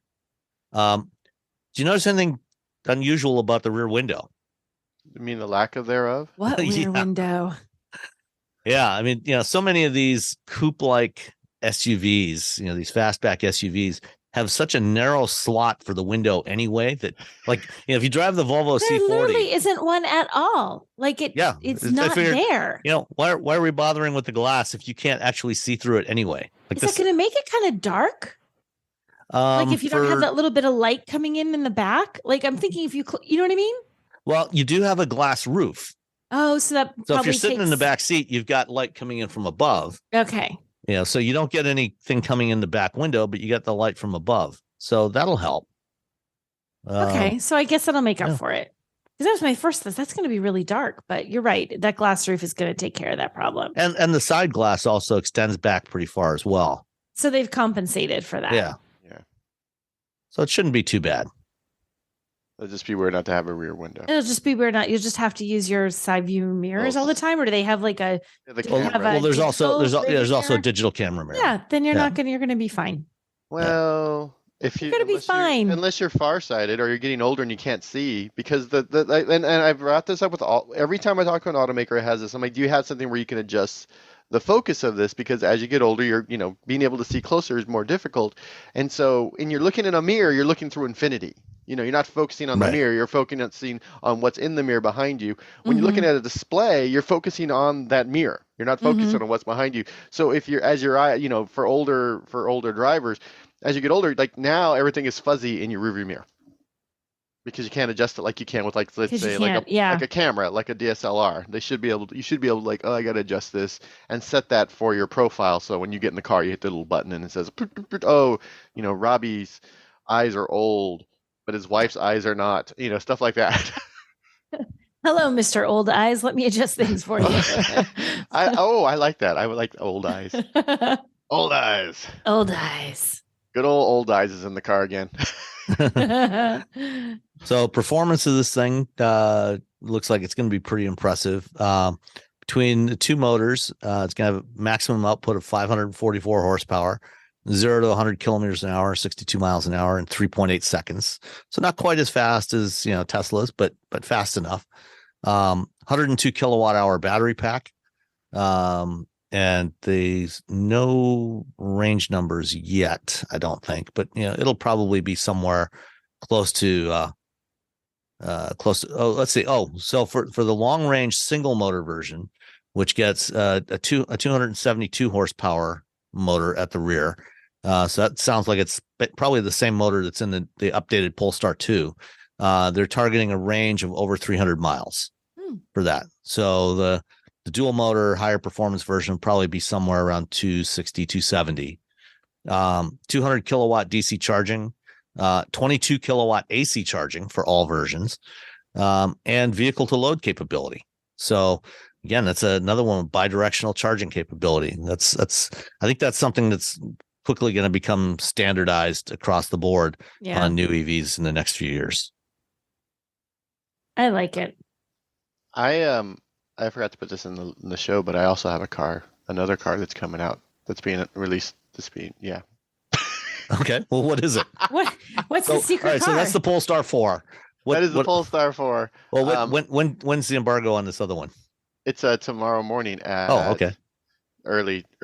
It's okay. I think we've already discovered our latest embargo is the Polestar, right? So it's like 9:40 p.m. So this one is at 5 a.m. So what's this? Pacific time, 8 a.m.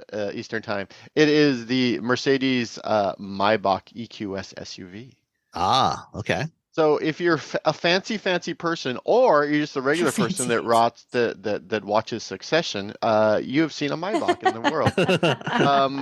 There are a lot of Maybachs in the in Succession. If you watch that show, I have not, but I'll trust you. If they are being driven around in a Mercedes, it's more than likely they're driven around in the Maybach, which makes sense. The Maybach, like Mercedes, is like, oh, we're this nice luxury brand, and they're like, we're gonna kick it up a notch. Not luxury enough. Here we go. Not luxury enough. Here's the Maybach. When Mercedes first brought back the Maybach brand, which hadn't been around since the 20s, I think, they brought it back about 20 years ago. They decided to try and make it a standalone brand, and that turned out to be maybe a step too far. So they pulled back a little bit. Instead of just calling it a Maybach, now it's a Mercedes-Maybach. Right. Yeah. That seems to be working for them. That seems to be where they've landed. That's the acceptable description. It's the Maybach brand is it's interesting because you on a Mercedes, let's say in the EQS SUV, you get in, you're like, oh, I want comfort mode. They don't have comfort mode in the Maybach version. They have Maybach mode. Oh, that's super Ooh. fancy. Yeah, Maybach exactly. mode. So, Why is it why is it Maybach and not Maybach? That's the German pronunciation of it. Is it we're saying it like we're German? Is that what we're doing? Yes. Okay. Yes. It's like when I have to look up how to say Jaguar whenever there's a Jaguar event. Jaguar. I can't say it like the English say it. Yeah. Jaguar. Jaguar. I can't do it. So yeah, It's definitely not Jaguar. That's for sure. No, it's not Jaguar. It's not Steve Jobs. So yeah, it's essentially a really fancy EQS. It's the EQS 680 Maybach. It does. I don't even know. We were kind of asking them. I went to Portugal to see this vehicle in a room that I wasn't allowed to take anything in with, like no cameras, no nothing. They're very paranoid about people seeing what is a two-tone painted Mercedes. With a different grill. It does have a different grill. It has a different grill. It has that Maybach, that double M, that Mercedes Maybach logo all over the place. The back in the front, it's nice. It's pretty. Whatever.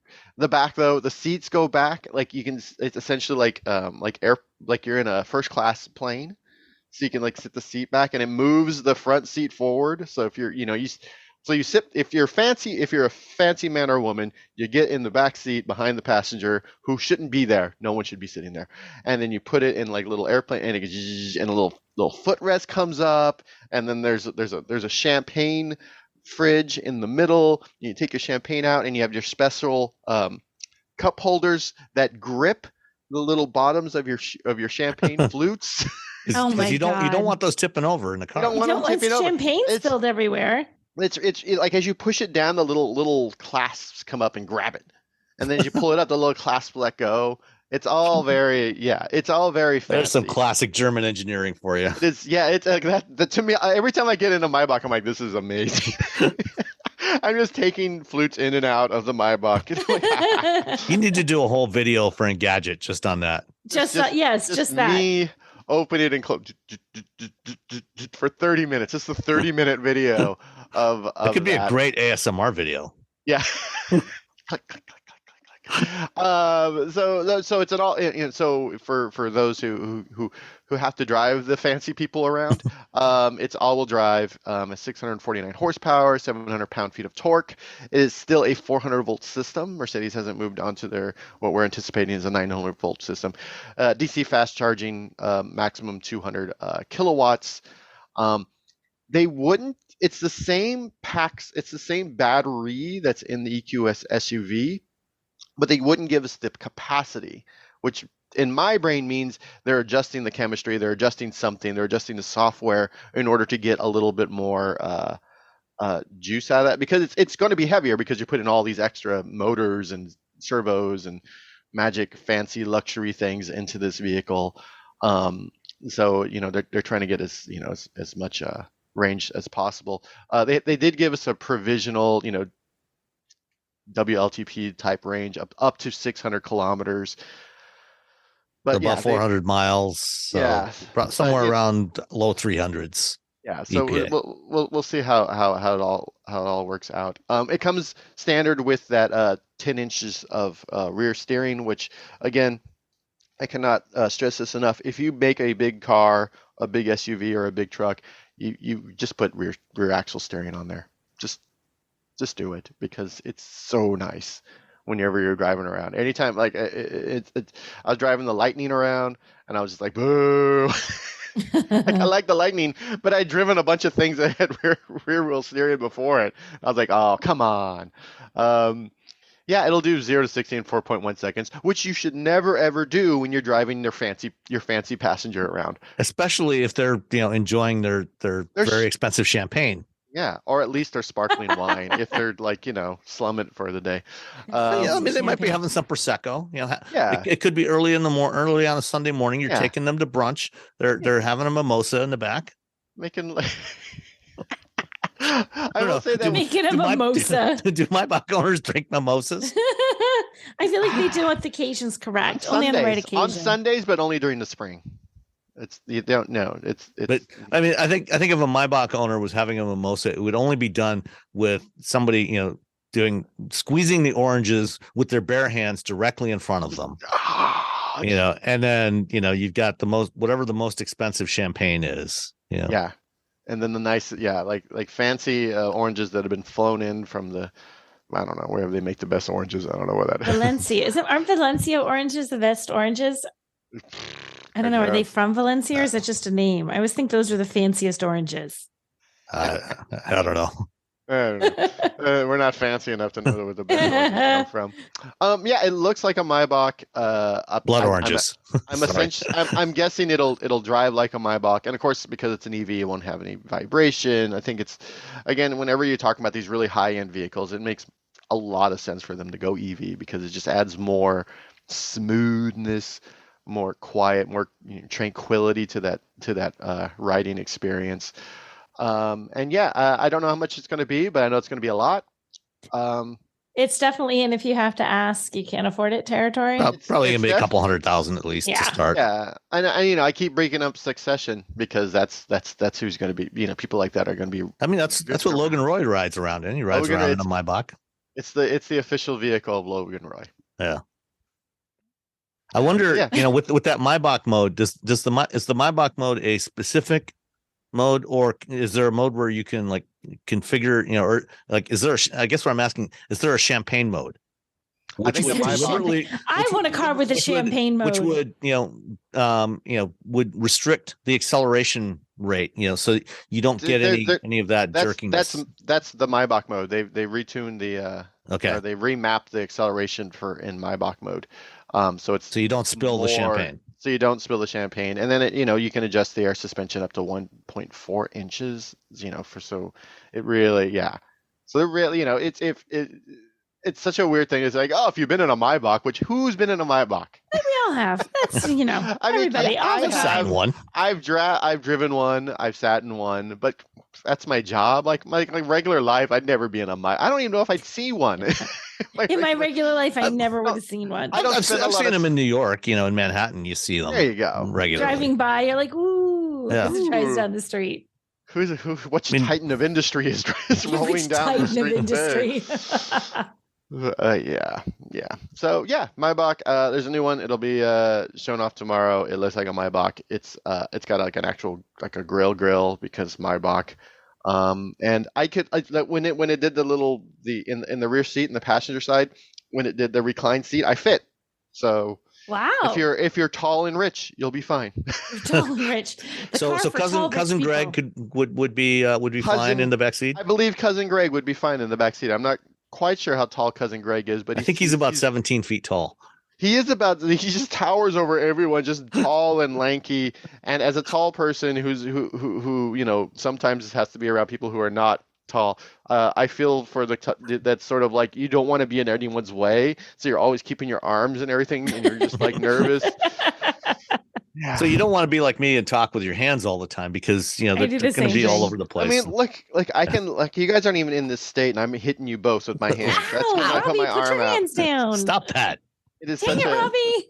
You learn as you get taller and your arms get longer, you realize, I can't do that. I'm gonna hurt people. You're always just keeping your shoulders and your arms in. I have wide shoulders, so that doesn't even help either. It's just trying to don't hit people with your body. Okay. Oh. We got two more quick ones here before we get into a couple of listener questions. First up, Ford made Blue Cruise available in the UK starting this week, which, nothing particularly exciting about that. But what is interesting is that the UK is the first market where Blue Cruise is available by subscription. You go to NHS. Yeah. You got to go to the NHS, get a doctor to sign off so you can get Blue Cruise. No, a subscription for so instead of paying a one-time fee to get Blue Cruise capability in your Mach-E in the UK, you have to pay £17.99. So that's a little more than $22 US at current exchange rates a month. So you get 3 months free to start. as a sample, and then $22 a month. $20.35 according to my calculator right this very moment. $22.30. I don't think I'd pay $22.35 a month for that. Would you pay $22.35 a month for that? 22 points. Not based on the Blue Cruise I've driven to date. Maybe with the updated version, which I'm hoping to finally get into soon. But $270. I know. Yeah, $70 a year. It doesn't have Succession. It doesn't have Dairy Girls. It doesn't have it's not. But I mean, by comparison, if you look at other vehicles where you're paying for it, up front, depending on the model, you're paying somewhere between $2,000 and $2,500 for it as a one time. So $270 a month. If you can turn the subscription on and off. So like if you don't do much highway driving, but you're going to take a road trip somewhere, and you want to turn it on for a month instead of paying a couple of $1,000s for it. Okay. You just have it on for that month. Yeah. I can understand. And it's crazy because we went, my wife and I, she's from Belfast, and we were driving from Belfast up to the north, which was I don't know, an hour and a half, 2 hours. And that is insane as far as everyone in her family was concerned. Driving an hour and a half in a day. It's what? Yeah, we're driving. No, we would stop. We would have a lunch. We would do there's a whole thing. So, there's a whole thing driving that far, at least back in the early 2000s in Northern Ireland. So so it's I guess I mean if you can turn it on and off, I'm fine with it.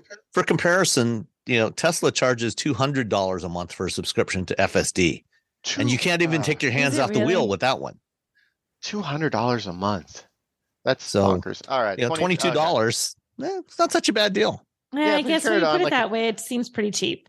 It's the Showtime. I don't need to be subscribed to Showtime. I just need to wait till Yellow Jackets has finished the season, then subscribe for a month or two, and then unsubscribe again. And unsubscribe. We all do that though. And That's then That's all these true. companies just hope that you forget to unsubscribe. And they get a couple, even if you forget just for 1 month, and they're like, oh crud, I paid for a month I don't need. They're going to get an extra month out of you. Yeah. Then you cancel. You got one extra month. Dang it. Yeah. Driving around with your hands off the wheel. Yeah. I'm not putting my hands. I had to pay $22 and something cents. All right. Last one is a new patent that's been discovered for GM's electric tow dolly. And the headline in Motor Trend, talks about helping smaller vehicles drag bigger loads. Because if you got small to mid-size SUV, and usually they have maybe 3,500 to 5,000 pound tow rating, but you want to haul a bigger trailer, you could hook up one of these, and the idea is you've got this thing that hooks up like a trailer to your vehicle, has in this kit, in the diagram and the patent, it's 4 wheels. That's probably what you would want to use, battery and electric motors, and then you hook up your trailer to that. So you charge that up. That provides some extra torque to help you pull a heavier trailer. Aren't you adding a level? I mean, yes, totally cool idea. But aren't you then, it's hard enough for people to drive with a trailer hooked up to that car. Now you've turned your vehicle into it looks like the old train car. You do the pump up and down to get the car. Yeah, that's what I'm saying. Dum, dum, dum, dum. Now you've added one of those in the middle to make it that much more complicated for you to back up. Yeah. I mean, it makes a little more sense with the fifth wheel setup, but even then you're adding a whole other what do you pivot point? Pivot point. Yeah. You've got 2 pivot points. Yeah. I was like, if you have something like, Ford's got this, pro trailer backup assist, where they use the sensors, and instead of turning the steering wheel, you just turn the knob on the dashboard where you want to go. So it knows which way, and so you don't have to do the I mean, that would certainly simplify it. Does this have that? We don't know. Okay, I mean, I know. That's not part of this patent application. Wait, second image down. First image is the one we're all looking at. Scroll. What is the guy now leading it like a horse? What is happening there? I mean, basically, the that's idea. A fifth wheel setup. Yeah, so you can back this thing up independently, So you can maneuver this thing around independently to hook it up to the trailer, put it underneath, and then you hook up your vehicle to this. Yeah. And then you hook. I mean, good for them for coming up with the idea. How about that? That one looks less crazy because that one doesn't have as many pivot. Well, no, will it? No, it's still got you still have the extra it's just pivot there. point. It still has the extra pivot point. Never mind. This They're makes shoving it better. But I think where this gets interesting, I mean, there's a couple of things that are potentially interesting things with this. One, to your comment about the pivot points, if this thing, let's say it has two motors in it, and you can control each of the two axles, independently of each other, you could potentially build in, some more advanced trailer sway control in there by adjusting the torque on the two motors. So torque vectoring. You could help it compensate for the trailer. And then the other thing is that if you're towing with an EV, we've talked about how long distance towing with an EV is a problem. And there's some companies that are working on actually building some electric drive and a battery into trailers, which obviously is going to add a lot of cost and weight to the trailer.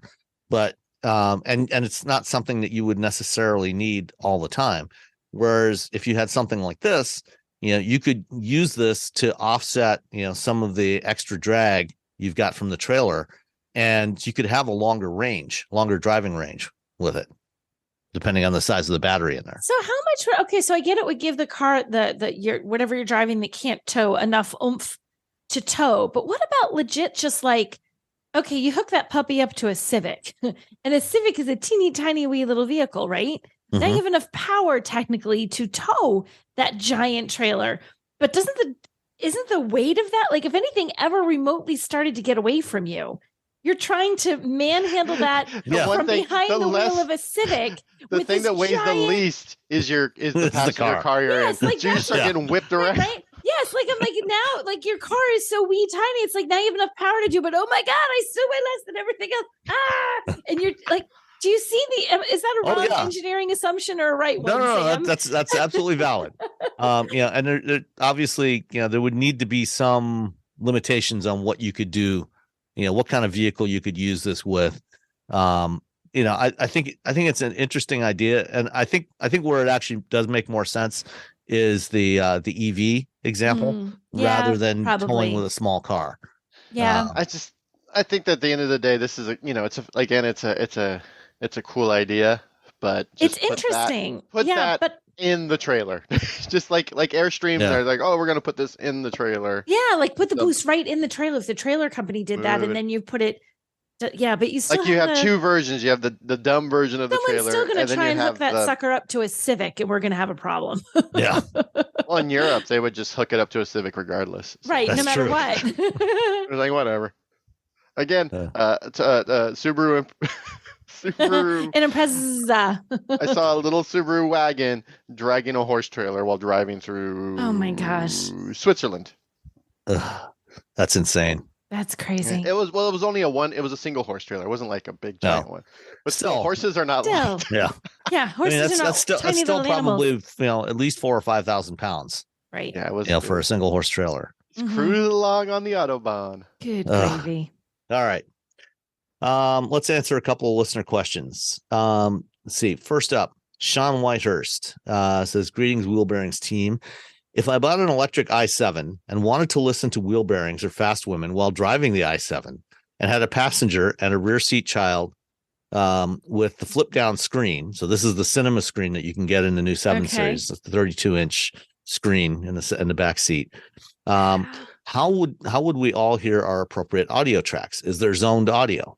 Oh. It's headphones. Yeah, you'd have everyone backseat passengers would use headphones. So everybody'd have to use headphones except for the driver, obviously. Yeah. That's when we get these cars in, they come with headphones, Bluetooth headphones. Like even I was in the EQS SUV that has with the hyperscreen, and I was cruising around. I was watching everything. We already talked about the movie. Headphones for the front seat passenger. Yeah, and it was like you want to put it wouldn't play the audio for the movie. I had to put headphones on. Okay. And that was it's headphones. All right. Next up, Rotating Darkness in Discord says, "I have a Mach-E and I have a question about the electric motors in the electric cars. How likely are they to stop working? Has it happened? If it does, are they expensive to replace? So, I mean, anything can stop working. Right. All things break. Yes, eventually. In general, electric motors are pretty reliable.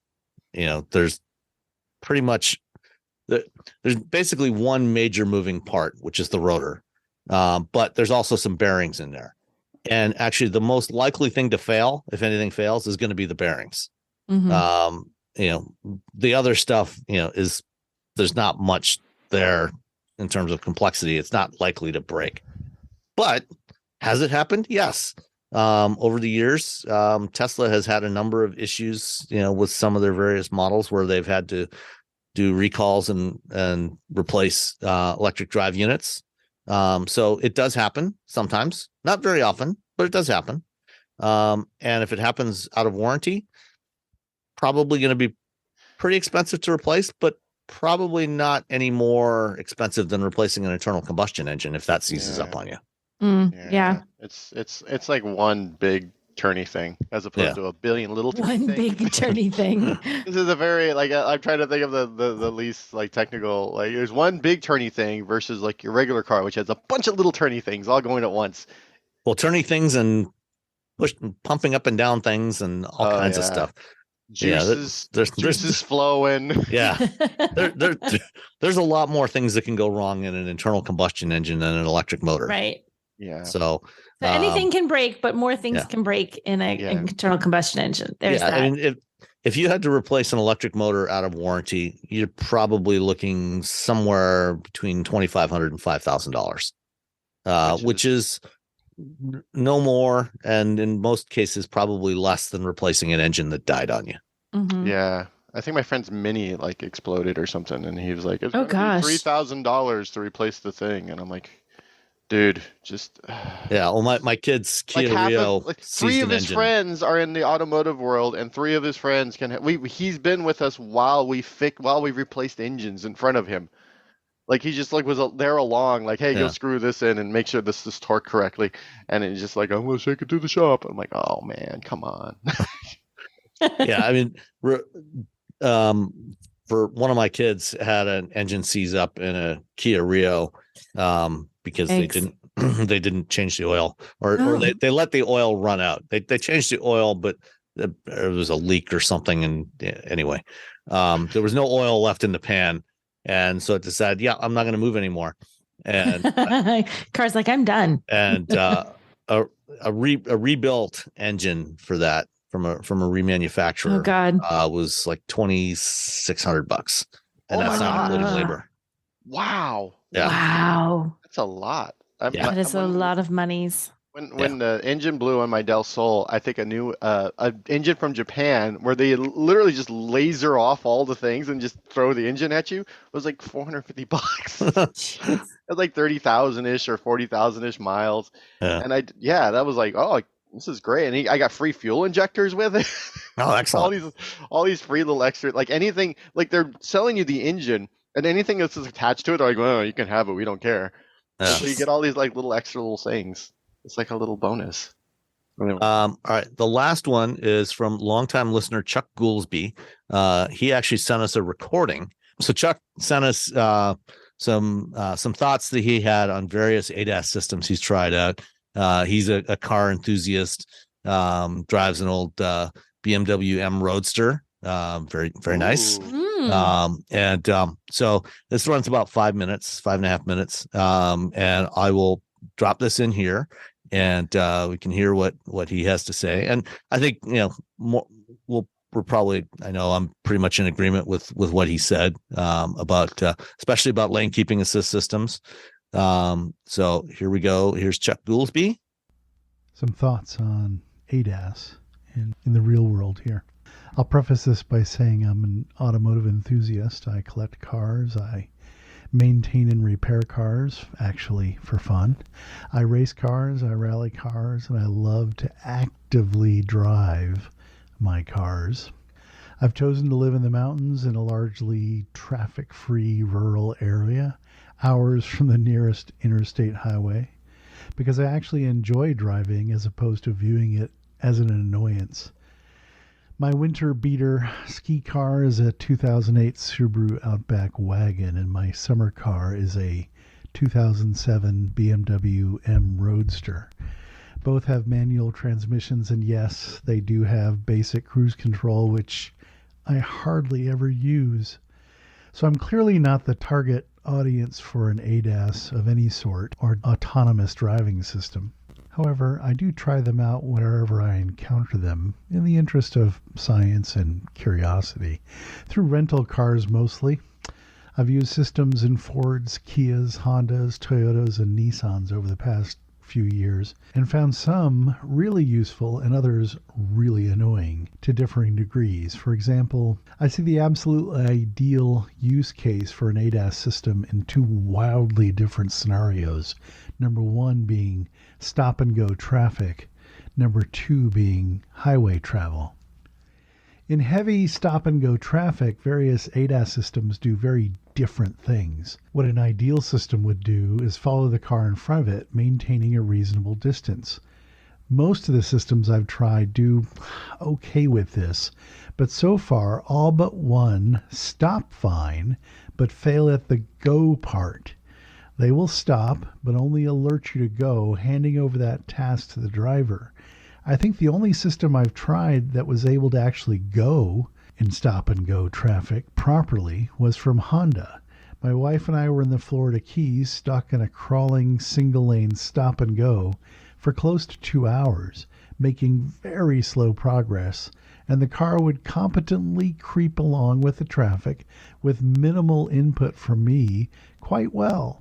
It only failed at the go part if we were stationary for a longer period of time. This was near ideal. Sadly, every other ADAS system I have tried disengages soon after coming to every stop.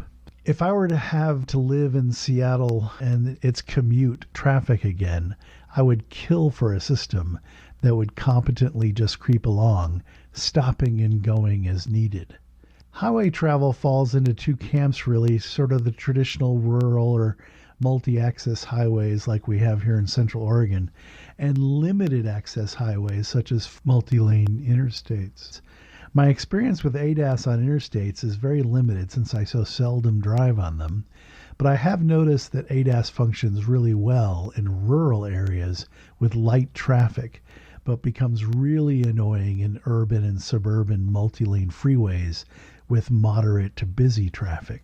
For example, it completely overreacts to human behaviors that our brains fully comprehend that are happening around us, but to a machine seem like a disaster unfolding.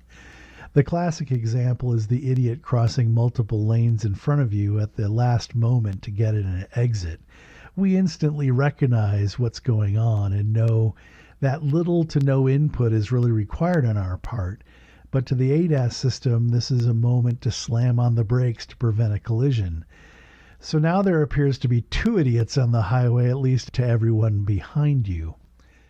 My wife has a 2016 Ford F-150 whose ADAS is actually pretty good. We travel up and down Oregon often, from Klamath Falls to Portland and everywhere in between.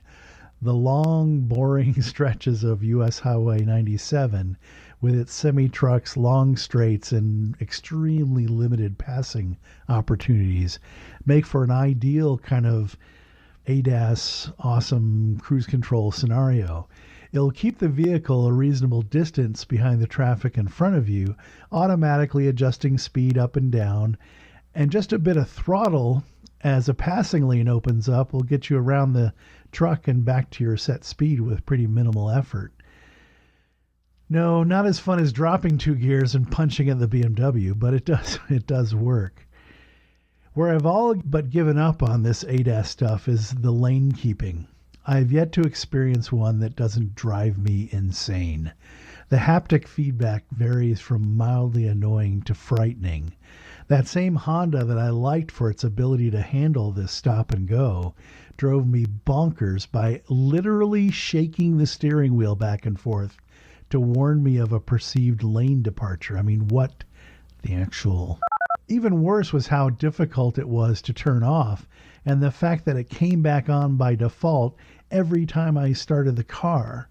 I seem to recall the Nissan we rented in Maui having the least offensive lane departure feedback behavior, but honestly, I disable them all after living with them for a little bit.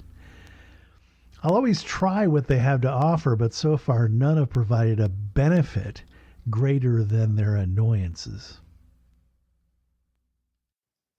Alrighty, and we're back.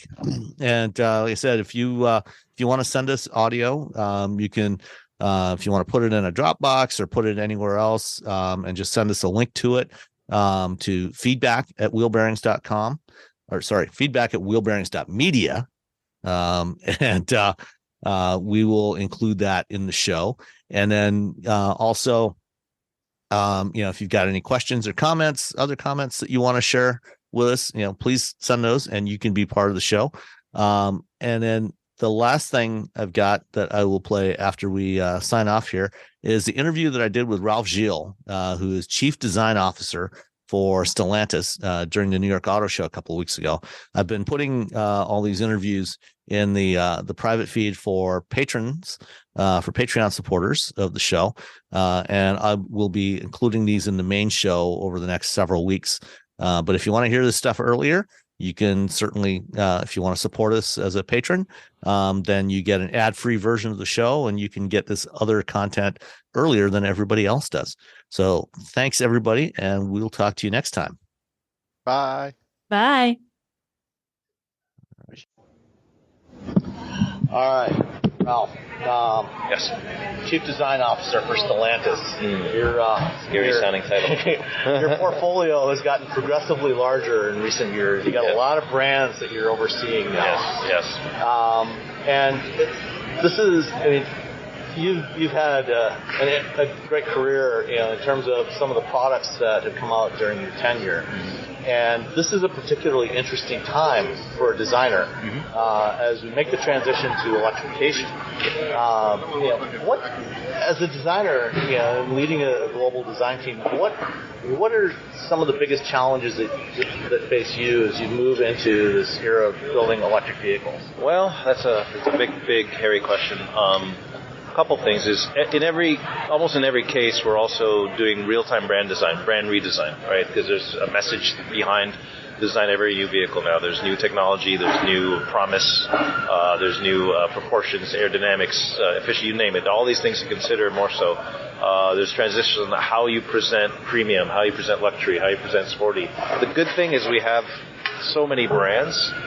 The bad thing is to separate the brands and make sure there's a right cross-pollination where no one can see it in terms of being efficient, borrowing the best ideas from each other, but yet keeping the brands absolutely focused on their particular missions, and enjoying the fact that we have so many brands, not competing with ourselves. That's probably the biggest challenge, right? Is to avoid that. And one of the seems to me one of the big challenges, traditionally with vehicle design, the face of the vehicle is that's the thing that gets people's attention first in terms of identifying the brand. Jeep, you got the 7-slot grille. For a long time you had the crosshairs for Dodge. Various other faces. Peugeot. Now they've got the lion's claws. So as the need for the traditional face of the vehicle kind of changes, or what the requirements change. How do you address that, and still, you look, for example, at Tesla, and they just kind of flat front, there's nothing there. How do you create that differentiation among the brands, keep them interesting? Number one answer is unleash the designers. Just let them imagine as much as they want. Don't over-guide them. Now, we do work with our brands and figure out what's the brief, and brands help us come up with the word or the statement that they want to represent. And sometimes it's just that key line, like Harmony in Motion for Chrysler and Built to Serve for Ram. What does that mean to you as a designer? And you'd be surprised, even a statement like that can equal an aesthetic, can equal a presence that we want to communicate with the vehicle's looks, technology we have at our fingertips. But at the end of the day, for me, it's got to be pure. It has to be something that you see 100 feet away. You know exactly what that is. It doesn't want to be too. Even my own CEO doesn't like it when there's too much. It's over-designed or there's just a mishmash of ideas. It has to be pure, clear, recognizable, and that over time seeds itself, and the brand becomes stronger, right? So we're trying every time we do a brand new design, we try to amplify the brand's purpose, but also distill it. Take away until you're left with something so pure it's undeniable to me. Yeah, I think a great example of that is the Charger Daytona SRT. Yeah. It's actually a very clean, simple design. And that's okay. But it's got some really interesting elements to it, like that slot in the front. That's something you could never have done with a Hellcat powered garage. Yeah, so we took advantage of it. Yeah. That's the thing. The new technology affords us some great opportunities as well.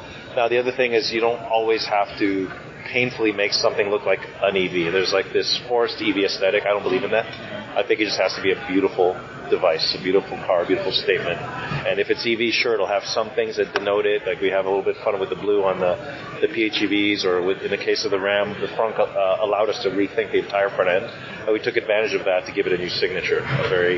It's nothing to do with the previous Ram signature, but it's now accepted as Ram, and people right away, oh yeah, that's the new Ram electric.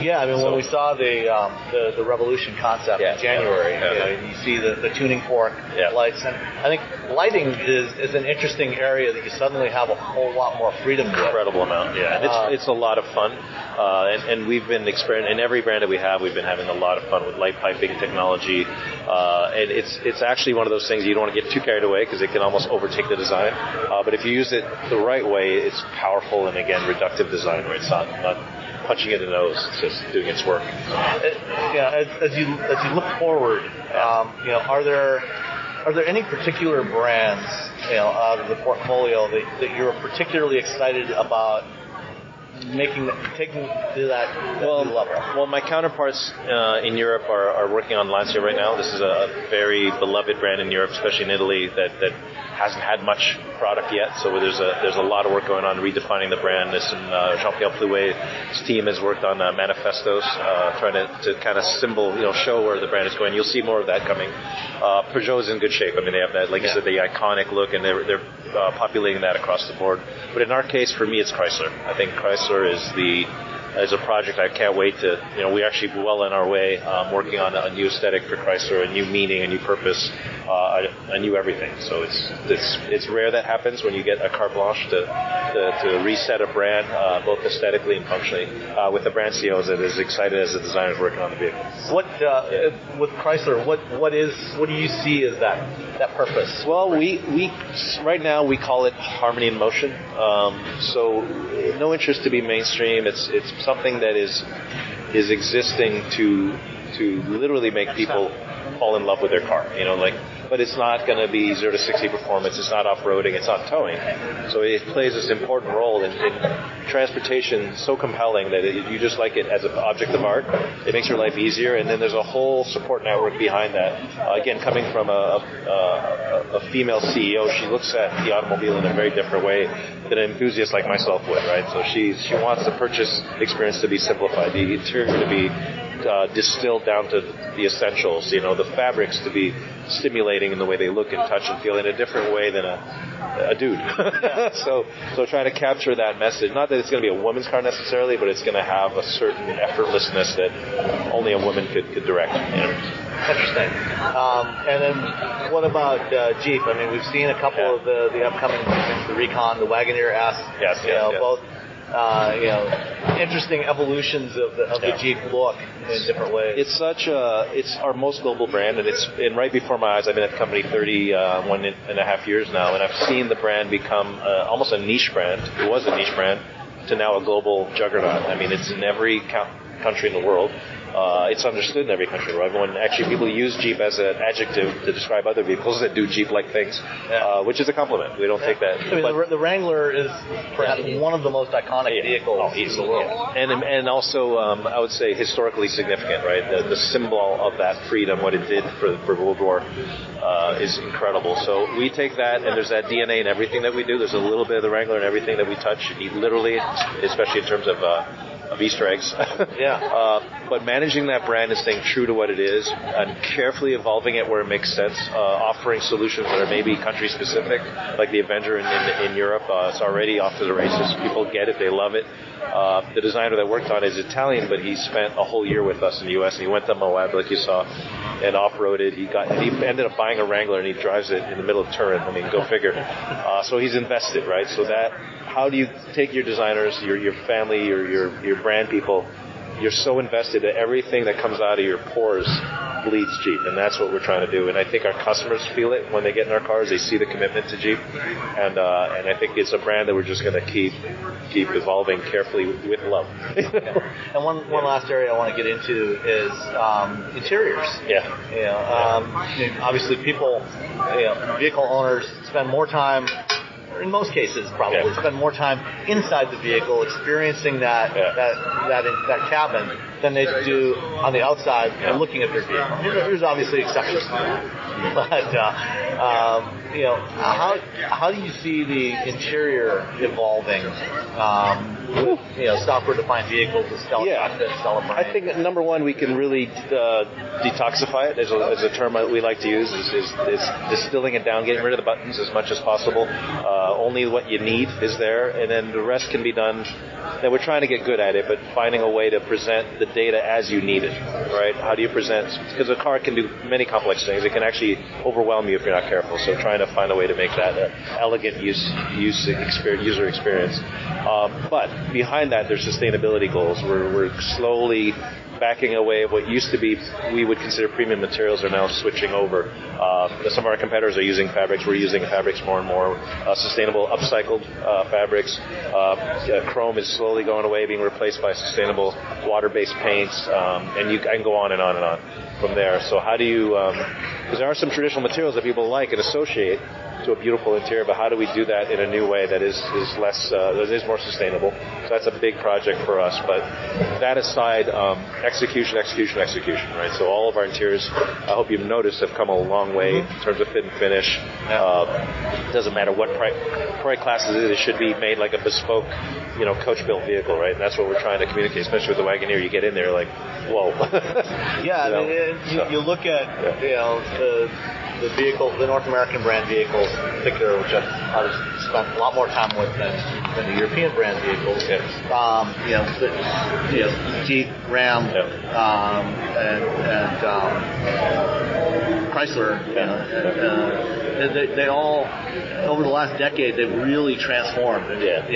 On purpose. As you know, I mean, there was a time in the company's history when the interiors were not given the most love, and that's really shifted in the last decade. And the Ram trucks, they are far and away the best interiors of any big truck. Thank you. And the Wagoneer. And that was our mission. Lovely that was literally our mission. When we were briefing ourselves 10 years ago, we said we want to be the best, not just truck interior, just damn interior, right? So having that mentality, and sometimes it doesn't cost anymore. Just that give a shit, excuse my French, but caring about the millimeters and the details and designing things down to the micron level. I'm not joking. Interference fits. I mean, stuff that we would benchmark vehicles 3-4 times the price of what we were designing for inspiration, and it works. Now we kind of have it figured out, so we're off to the races. But that was a mission of our team to be known for our interiors. And when you talk to our owners, they're describing it. They don't know how to articulate it, but they want something better. They don't want to, just because I bought this truck, it cost me 50 G's, and why is it not look the way I expect it to? So we're trying to cancel that discussion and reset the expectation. And I would say now, in some ways, we've been benchmark. I can tell our competitors are trying to raise their game, which is again, it's good to see for the whole industry when you can start that conversation. And to keep it moving forward, like the 24 Wrangler that you showed today, that new interior is such a step forward. Thank you. And then the last thing I want to touch on is as we get vehicles being more and more software defined, there's a lot of information that can be presented to drivers. And within the design team, I assume mostly the design team that is heavily involved in creating that user experience there, presenting the right information to the driver at the right time so they're not overwhelmed. finding yourself working more and more with the software teams, with the AI teams? That's an amazing question, and yes. So in the last 2 years, we've set up a dedicated software team that has its own. No, we already had one. So we started with 5 years ago, maybe almost 10 years ago. We started a very small UX team. Today, we've coupled with our European teams, our South American teams, our Italian teams, our German teams, North American teams, and now we have it's about 80 of us that do UX design. But just parallel to that, the software team, there's a brand new software team started about a year and a half ago, thanks to Carlos.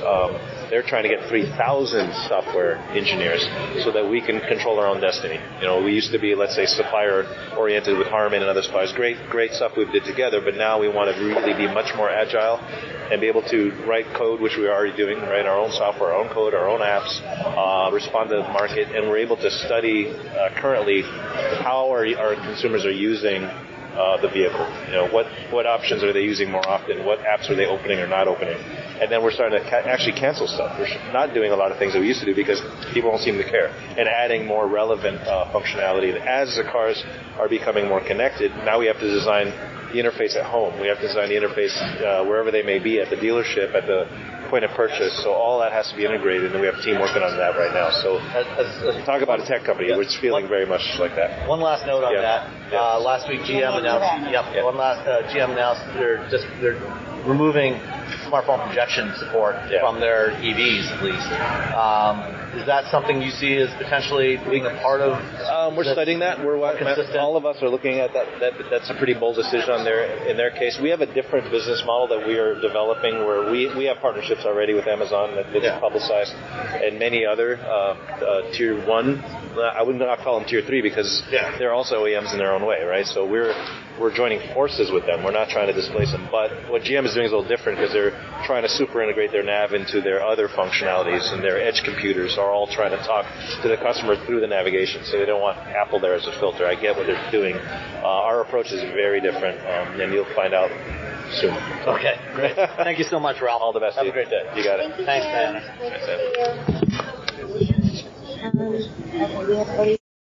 All you homeowners have unique needs. Some feel the need to leave up holiday decorations year-round. Others have the need to use their garage as practice space for their new metal band. And because each homeowner has unique needs, Geico helps you get the right coverage for your home and what's in it. That way, you get exactly what's right for you, even if your needs are unique. Get more with Geico.